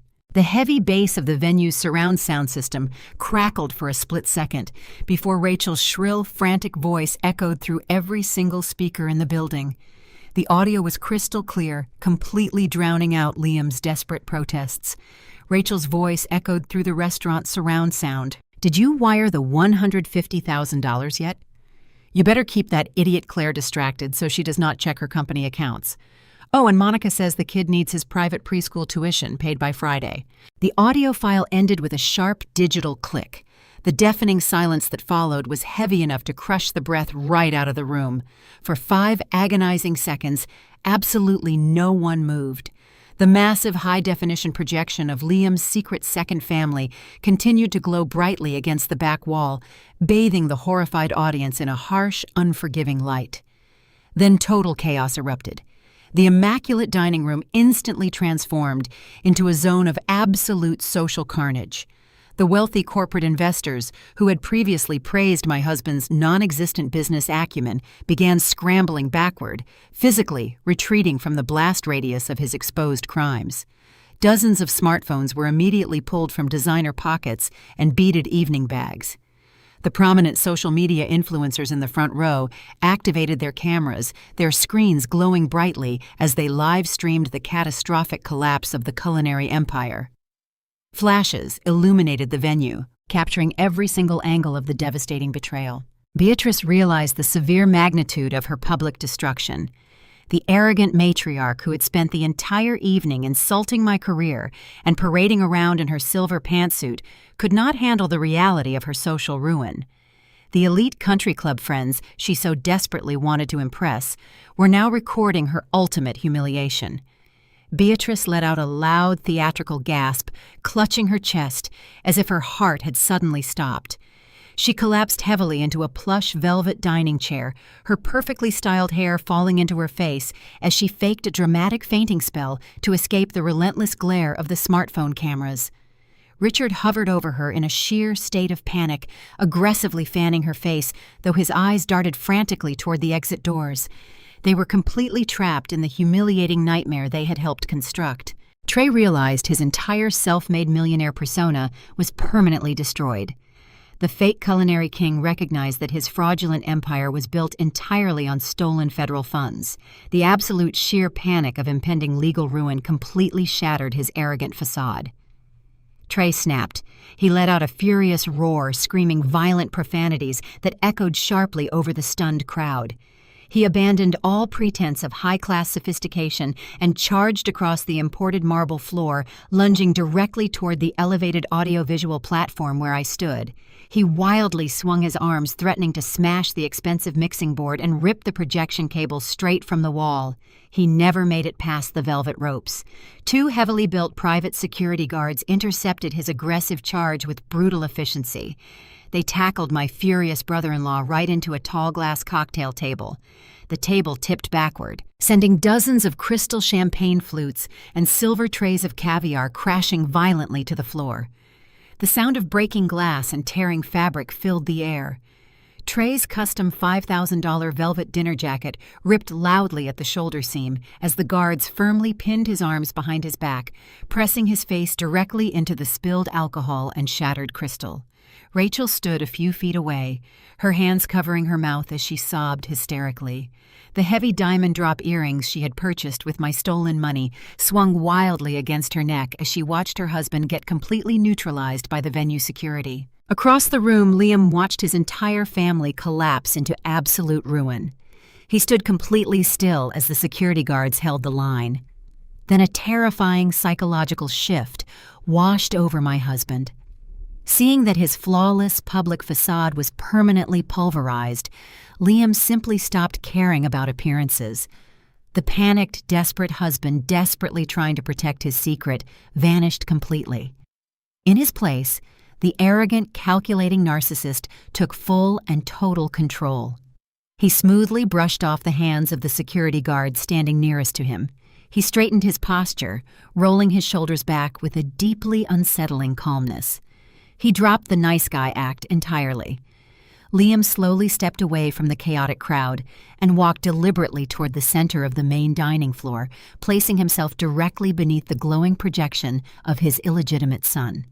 He looked around at the flashing cameras and the horrified faces of his former colleagues. Instead of showing remorse, Liam threw his head back and let out a dark, booming laugh. It was a deeply smug, arrogant sound that sent a chill through the remaining guests. He raised his hands methodically, adjusting his silver cufflinks with an air of absolute, untouchable superiority.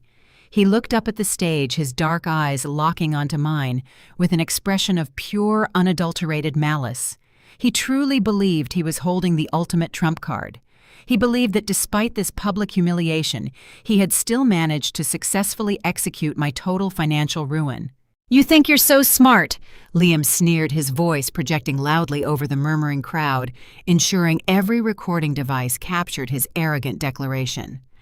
"Go ahead, play your little recordings. Let everyone hear them. It doesn't matter." He paced slowly across the floor, completely owning his villainy with a sickening sense of pride. He pointed a firm finger directly at my face, ready to deliver what he confidently assumed was the final killing blow to my entire existence. "The $500,000 loan on your house cleared this morning," Liam announced, with a cruel, victorious smile spreading across his face. "The bank authorized the wire. The money is in an offshore account. It is completely untraceable. I filed for divorce at 4 p.m. today. My lawyer already submitted the paperwork to freeze everything else." The remaining guests gasped loudly at his brazen confession of financial theft. Liam fed on their shock, his ego inflating with every horrified stare. He crossed his arms over his tailored tuxedo jacket, looking up at me with absolute triumph. "You're getting nothing. You're out on the street, Claire." He stood there, bathed in the light of the massive projection, fully expecting me to shatter into a million pieces. He waited eagerly for me to drop to my knees and beg. He wanted the entire room to witness my total devastation as the reality of extreme bankruptcy finally crushed my calm demeanor. He had just proudly confessed to severe financial crimes in front of 100 witnesses, firmly believing the stolen cash would somehow shield him from any legal consequences. I looked down at the man I had married. I did not drop the microphone. I did not shed a single tear. I let the heavy-loaded silence stretch across the devastated restaurant, allowing his arrogant confession to permanently cement his fate. I looked at his deeply smug face, and a slow, terrifying smile spread across my lips. I leaned slightly toward the microphone, my voice dropping to a soft, lethal whisper that echoed clearly through the massive speakers. "Oh, Liam, did you really think I didn't know?" I watched the exact moment my words penetrated the thick armor of his narcissism. The arrogant tilt of his chin faltered for just a fraction of a second. He let out a harsh, dismissive scoff, trying desperately to maintain his projection of absolute control. He told me I was bluffing and that I had no idea how corporate finance actually worked. I did not argue with him. I simply reached into the oversized black leather designer clutch resting on the audio-visual mixing board. I unfastened the metal clasp of the thick manila envelope I had meticulously prepared. I pulled out a stack of heavily stamped legal documents and held the top page high in the air for the entire room to see. The harsh glare of the projector light illuminated the official seals and the bold black lettering. I spoke clearly into the microphone, ensuring every single syllable hit him with the force of a physical blow. I told him I knew exactly how corporate finance worked, which was precisely why I hired a former federal forensic handwriting expert 4 years ago. I explained to the captivated audience that corporate executives are often trained to create a duress signature. I described how it is a distinctively altered version of their normal handwriting designed exclusively to be used when they are being forced to sign fraudulent contracts. I looked directly into Liam's rapidly widening eyes. I informed him that I deliberately altered the angle of the capital letter in my first name and completely disconnected the fluid loop of my last name. I told him any certified document examiner would take one glance at the home equity application he submitted and instantly declare it a legally provable forgery. Liam swallowed hard. His throat bobbed visibly under his expensive silk bow tie. He took a hesitant step backward, his polished leather shoes slipping slightly on the spilled champagne covering the marble floor. He tried to stammer out a defense, claiming he still secured the loan and the money was already gone. I shook my head slowly, letting a chilling laugh escape my lips. "You did not mortgage my house, Liam. I delivered the ultimate reversal with surgical precision.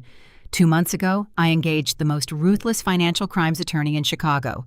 I legally transferred the deed of that $1.2 million property into an irrevocable blind trust. I relinquished all personal ownership. On paper, I own absolutely nothing. When you forged my signature on that loan application, you were not stealing from your naive wife. You were actively attempting to leverage a federally protected asset managed by an independent fiduciary. You did not just trick a local bank, you committed federal bank fraud." The air in the restaurant grew completely stagnant. The wealthy investors in the front row began aggressively whispering to one another, instantly recognizing the severe federal mandatory minimum sentencing guidelines attached to that specific crime. Liam stared at me, his mouth opening and closing without producing a single sound. The undeniable reality of his massive legal blunder was rapidly crushing his false reality. He had willingly handed the federal government everything they needed to lock him in a cage for a decade. Trey let out a loud, frantic gasp from his position on the floor. The private security guards were still pinning his arms behind his back, but he managed to lift his head from the shattered crystal and spilled caviar. He stared at Liam with a look of pure, unadulterated terror. Trey screamed that Liam had promised the money was completely clean. Trey yelled that Liam swore the startup capital was perfectly safe to use for the commercial lease. I turned my attention away from my paralyzed husband and focused my icy gaze entirely on my arrogant brother-in-law. I adjusted my posture, standing tall and projecting absolute authority. I told Trey he should never accept financial advice from a mid-level consultant who cheats on his wife. I pulled the second document from my stack. It was the certified tracking report provided directly by my corporate banking liaison. "And regarding that $150,000 you wired to Trey this morning," I continued, my voice echoing relentlessly across the grand dining room, "you did not wire those funds from my corporate operating account. The second I discovered your pathetic plan, I contacted the Internal Revenue Service Criminal Investigation Division. I officially surrendered control of that specific account and flagged it as a honeypot for an ongoing internal fraud investigation. I worked directly with federal agents to monitor the transaction." Liam stumbled backward, hitting a cocktail table. His legs completely gave out. He gripped the edge of the table to keep himself from collapsing onto the floor. I delivered the second lethal hit without a single ounce of mercy. "You transferred flagged federal funds across state lines," I announced. "The moment you clicked confirm on that transfer, you committed wire fraud. And Trey, the exact second you accepted that stolen federal cash to secure the commercial lease for this building, you committed aggressive money laundering. The federal government has been tracking every single cent you spent on these crystal chandeliers and imported marble floors. You built your entire culinary empire inside a federal trap." The smug, victorious smile that had defined Liam's entire existence vanished completely. The healthy flush of color violently drained from his face, leaving his skin an ashen, sickly gray. The realization of his absolute, inescapable destruction hit him with the force of a freight train. He was not going to a luxury offshore account. He was not moving into a high-rise penthouse with Monica. He was going to federal prison, and he had dragged his sister's husband right down into the abyss with him. Trey started hyperventilating on the floor. His chest heaved with rapid, shallow breaths as sheer panic overtook his nervous system. Rachel dropped to her knees beside him, her heavy diamond earrings swinging wildly as she screamed for someone to call a doctor. Beatrice remained slumped in her chair, weeping uncontrollably into her hands, while Richard stood frozen in a state of total catatonic shock. Their entire world was burning to the ground in front of 100 prominent witnesses. The heavy, suffocating silence inside the restaurant was suddenly broken by a sound coming from the busy city streets outside. It started as a faint, distant wail echoing off the tall glass skyscrapers. Within seconds, the sound grew exponentially louder, piercing through the thick glass windows of the dining room. Sirens were howling in the night air, their aggressive, rhythmic alarms cutting through the tension. I watched the flashing red and blue lights begin to reflect off the imported marble floors, growing rapidly closer with every passing second. The heavy double-paned glass doors at the front entrance of King's Culinary Group did not just open, they were violently thrust apart, with a force that sent a sharp gust of freezing Chicago wind rushing straight into the sweltering, panic-stricken dining room. The heavy velvet curtains near the reception desk whipped frantically in the sudden draft. The flashing red and blue emergency lights outside now poured directly through the unobstructed entryway, casting harsh, alternating shadows across the imported marble floors and illuminating the terrified faces of the wealthy guests. Through that dramatic threshold stepped Diana. My corporate attorney did not wear a tactical vest or carry a weapon, yet she commanded the space with a lethal, undeniable authority. She wore a razor-sharp black suit and carried a sleek leather briefcase, walking into the chaotic restaurant with the absolute composure of an apex predator entering a familiar hunting ground. Flanking Diana, moving with highly synchronized tactical precision, were 5 federal agents. 3 of the men wore dark windbreakers with the bright, unmistakable yellow lettering of the Federal Bureau of Investigation printed squarely across their backs. The other 2 agents represented the Internal Revenue Service Criminal Investigation Division, their expressions carved from solid stone. They did not pause to admire the crystal chandeliers or the premium champagne stations. They fanned out immediately, pushing past the velvet ropes and establishing total operational control over the venue within a matter of seconds. The lead FBI agent, a tall, broad-shouldered man with a deeply authoritative presence, stepped forward. He did not need a microphone to make his voice heard over the absolute suffocating silence of the dining room. His tone was sharp, professional, and entirely devoid of any sympathy. "Liam, Rachel, and Trey," the agent announced, his booming voice echoing off the high industrial ceilings. "You are under arrest for conspiracy to commit wire fraud, bank fraud, and money laundering." The words hung in the air like a physical death sentence. The swift metallic rasp of heavy steel handcuffs being pulled from tactical belts echoed sharply across the room. The sound broke whatever fragile, desperate illusion my husband and his family were still clinging to. The reality of federal prison had officially arrived at their lavish grand opening. The security guards who had previously pinned Trey to the floor quickly stepped away, backing into the crowd with their hands raised to signal complete compliance with the federal authorities. The moment the physical restraint was lifted, Trey did not try to run. He did not try to fight or argue his innocence. The fake culinary king completely shattered. He collapsed onto his knees, his torn custom velvet dinner jacket soaking up the spilled champagne and crushed caviar. He began sobbing hysterically, wrapping his arms around his own chest and rocking back and forth on the ruined marble floor. The arrogant bravado he had projected all evening was entirely gone, replaced by the pathetic, weeping reality of a man who knew his entire life was over. 2 federal agents marched directly toward the stage where Rachel was standing. As they aggressively grabbed her arms to pull them behind her back, her mind completely snapped. The heavy diamond drop earrings she had purchased with my stolen money swung violently against her neck as she thrashed against the agent's tight grip. She refused to look at me or her husband. Instead, she twisted her head and began screaming frantically at her parents. She shrieked at Richard and Beatrice to do something, demanding they call a lawyer, begging them to use their money to stop the arrest. She wailed that she could not go to jail and that she was not supposed to be humiliated like this in front of high society. The IRS agents moved straight for Liam. My husband did not fight. He did not scream or cry like his sister and brother-in-law. He stood perfectly rigid, completely paralyzed by the sheer magnitude of his defeat. He stared blankly ahead as the federal agents aggressively pulled his arms behind his tailored tuxedo jacket and snapped the cold steel handcuffs tightly around his wrists. The sharp click of the locking mechanism finalized his destruction. He was no longer a wealthy financial consultant. He was a federal inmate.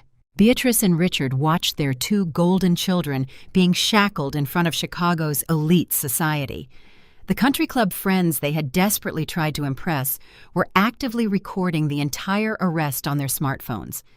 The absolute social and financial ruin was too much for my in-laws to process. They realized they had absolutely no power, no leverage, and no money to stop the federal government from taking their children away. In a state of sheer, unadulterated desperation, Beatrice and Richard turned their frantic eyes toward me. They scrambled across the dining room floor, completely abandoning all pretense of high-class sophistication. They threw themselves at my feet, literally falling heavily onto their knees, right in front of the audio-visual stage. Beatrice reached out with trembling manicured hands and grabbed tightly onto the fabric of my blood-red silk dress. "Claire, please." Beatrice sobbed, tears ruining her expensive makeup and streaking dark mascara down her pale cheeks. "You have to stop them. Tell the agents it is a massive misunderstanding. Tell them it was just a domestic dispute over business funds. We are family, Claire. We are your family. You cannot let them take Liam away." Richard grabbed the other side of my dress, his pompous demeanor completely obliterated. He wept openly, his face tilted up toward mine in absolute submission. "We will give the house back," Richard begged, his voice cracking with panic. "We will cancel the restaurant lease. We will make Trey pay back every single dollar. Just please call off your lawyer. Tell them we made a mistake. We will do anything you want." I looked down at the two pathetic figures groveling at my feet. These were the same people who had mocked my career, funded my husband's secret mistress, and gleefully celebrated the planned theft of my premarital home. They had gladly watched me work 80-hour weeks to finance their luxurious delusions, fully intending to leave me bankrupt and homeless. I did not feel a single ounce of pity. My heart was a steady, rhythmic drum of absolute cold justice. I reached down and firmly grasped the expensive red silk fabric of my designer dress. With a sharp, powerful, and deliberate motion, I violently yanked the material straight out of their desperate, clinging hands. Beatrice stumbled forward, her palms slapping flat against the cold marble floor. I reached into my oversized black leather clutch one final time. I pulled out a thick, heavy manila folder that Diana had meticulously prepared for me earlier that afternoon.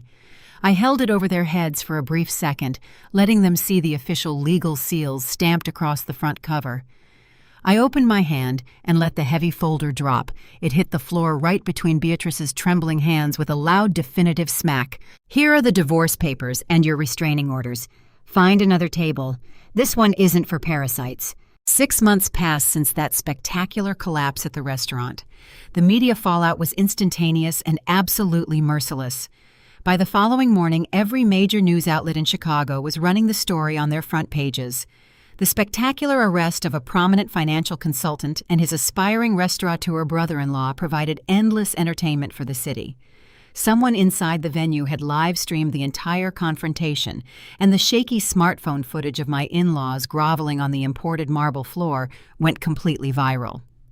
The elite country club friends who had previously attended their lavish dinner parties immediately severed all ties, treating Richard and Beatrice like highly contagious social pariahs.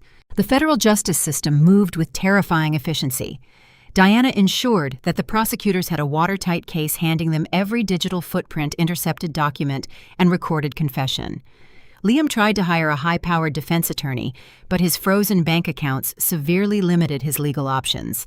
Standing before a federal judge, the arrogant man who had tried to steal my home and my company was reduced to a shaking, pathetic shell of his former self.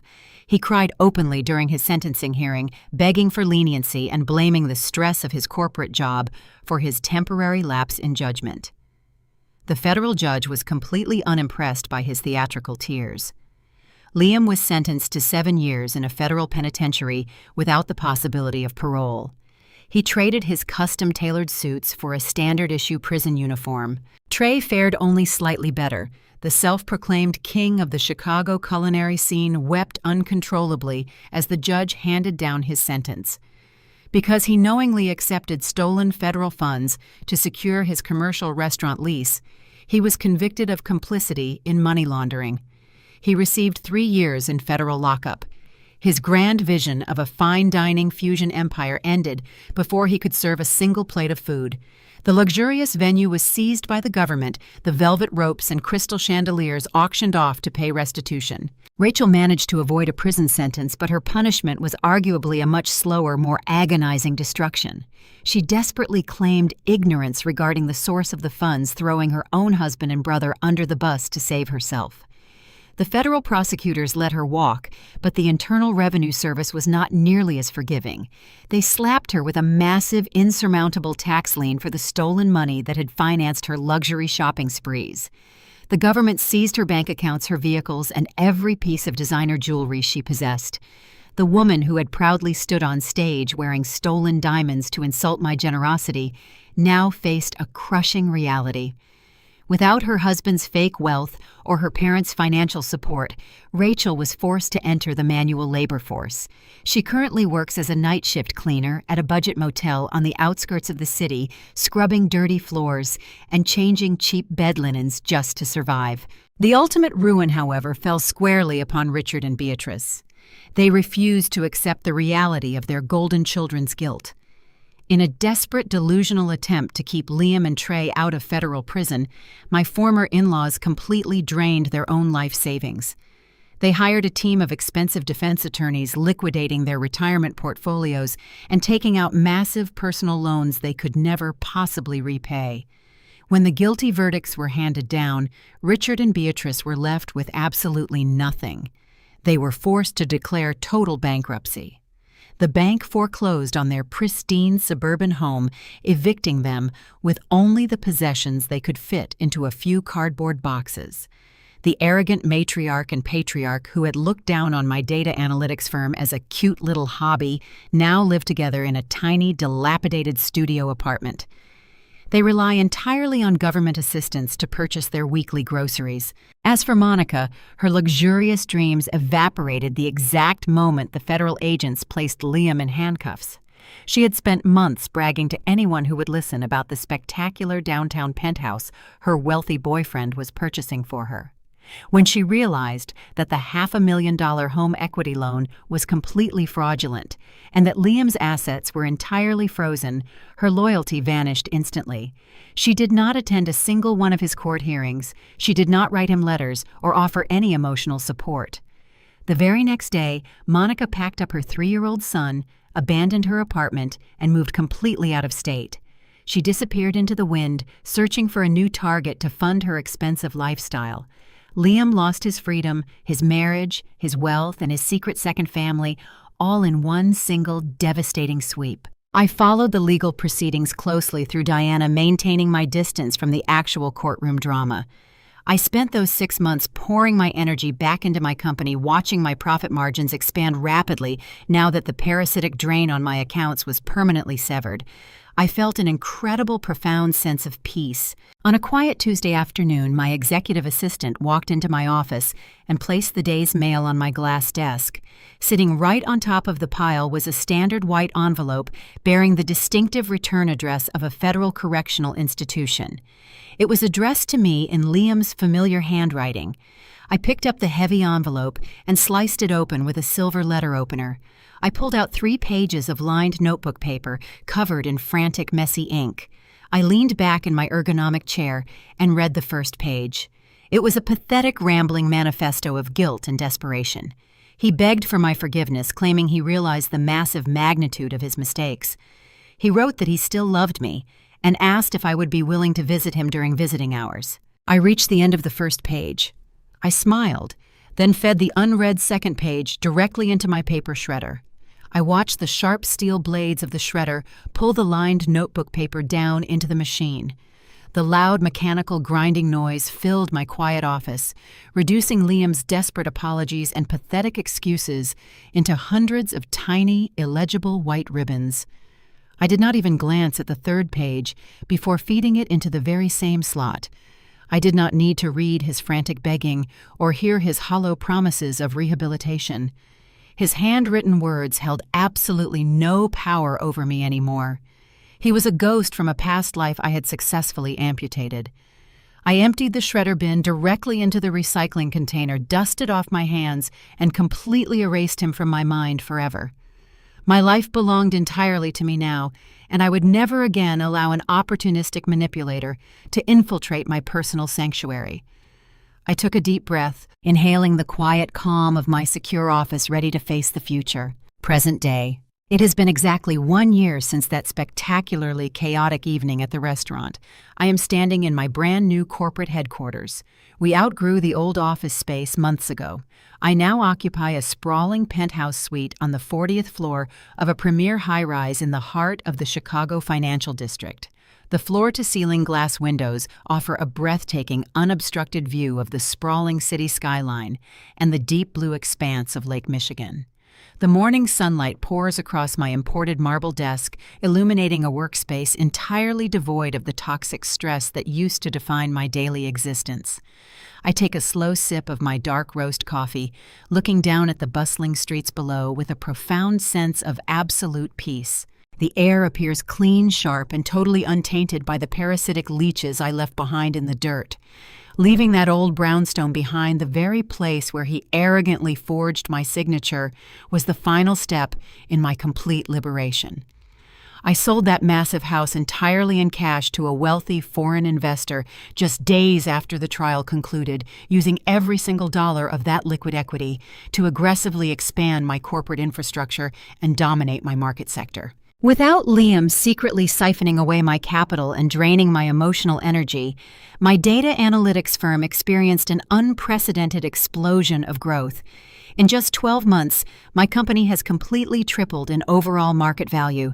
We secured massive multi-year contracts with 3 major international logistics corporations completely dominating the regional software market.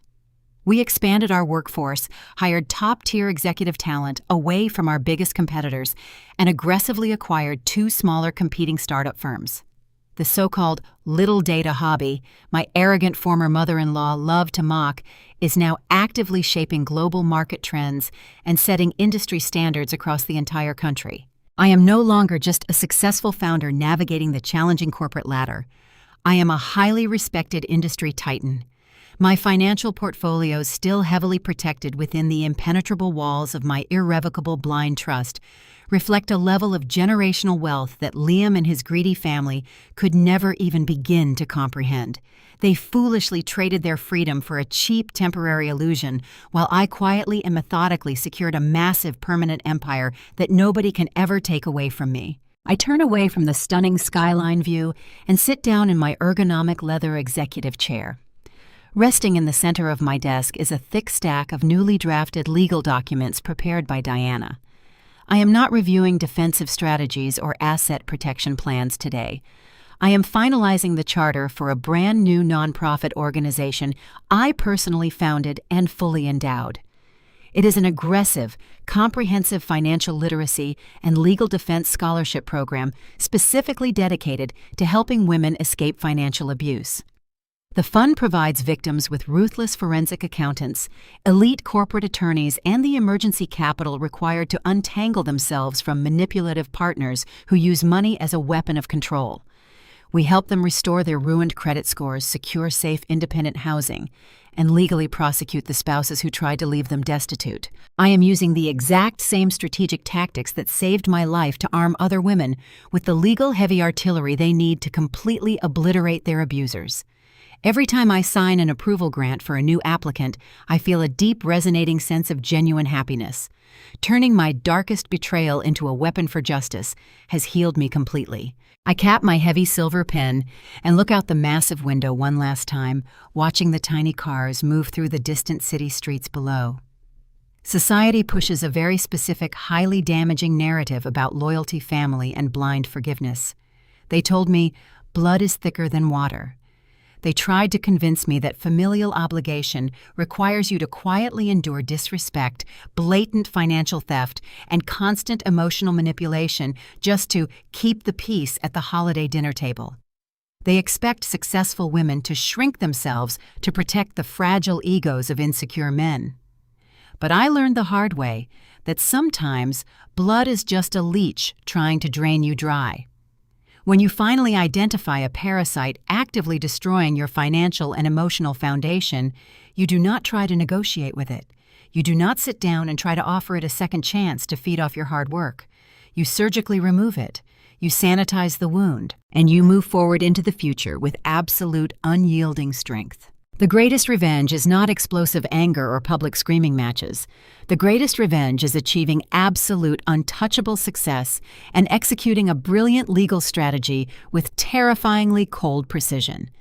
Have you ever had to use the law to permanently protect yourself from the greedy people who were supposed to love you? Share your personal stories in the comments below.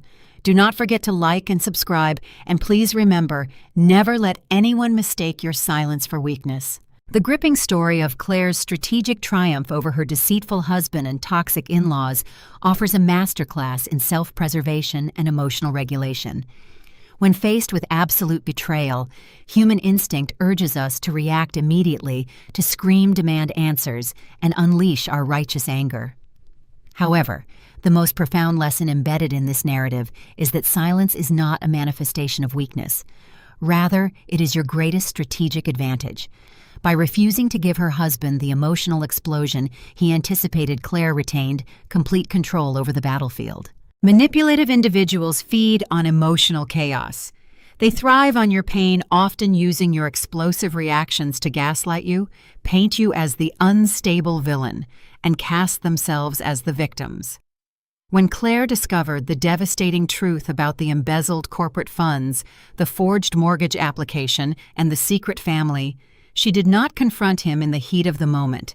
She simply smiled, played her expected role, and methodically built an impenetrable legal fortress. Her absolute emotional detachment allowed her to analyze the chessboard with pristine clarity, while her abusers were utterly blinded by their own arrogance. This narrative teaches us a vital reality about surviving toxic relationships. You do not owe your betrayers a tearful argument, an explanation, or an opportunity to negotiate. True justice is rarely found in loud public screaming matches. It is secured through quiet, airtight boundaries and the cold, unyielding execution of consequences. When you successfully detach your emotions from the parasites who seek to drain your resources, you instantly reclaim your power. You allow the perpetrators to comfortably dig their own graves with their bare hands. If you have ever had to quietly rebuild your life while cutting off toxic people, share your empowering stories in the comments below.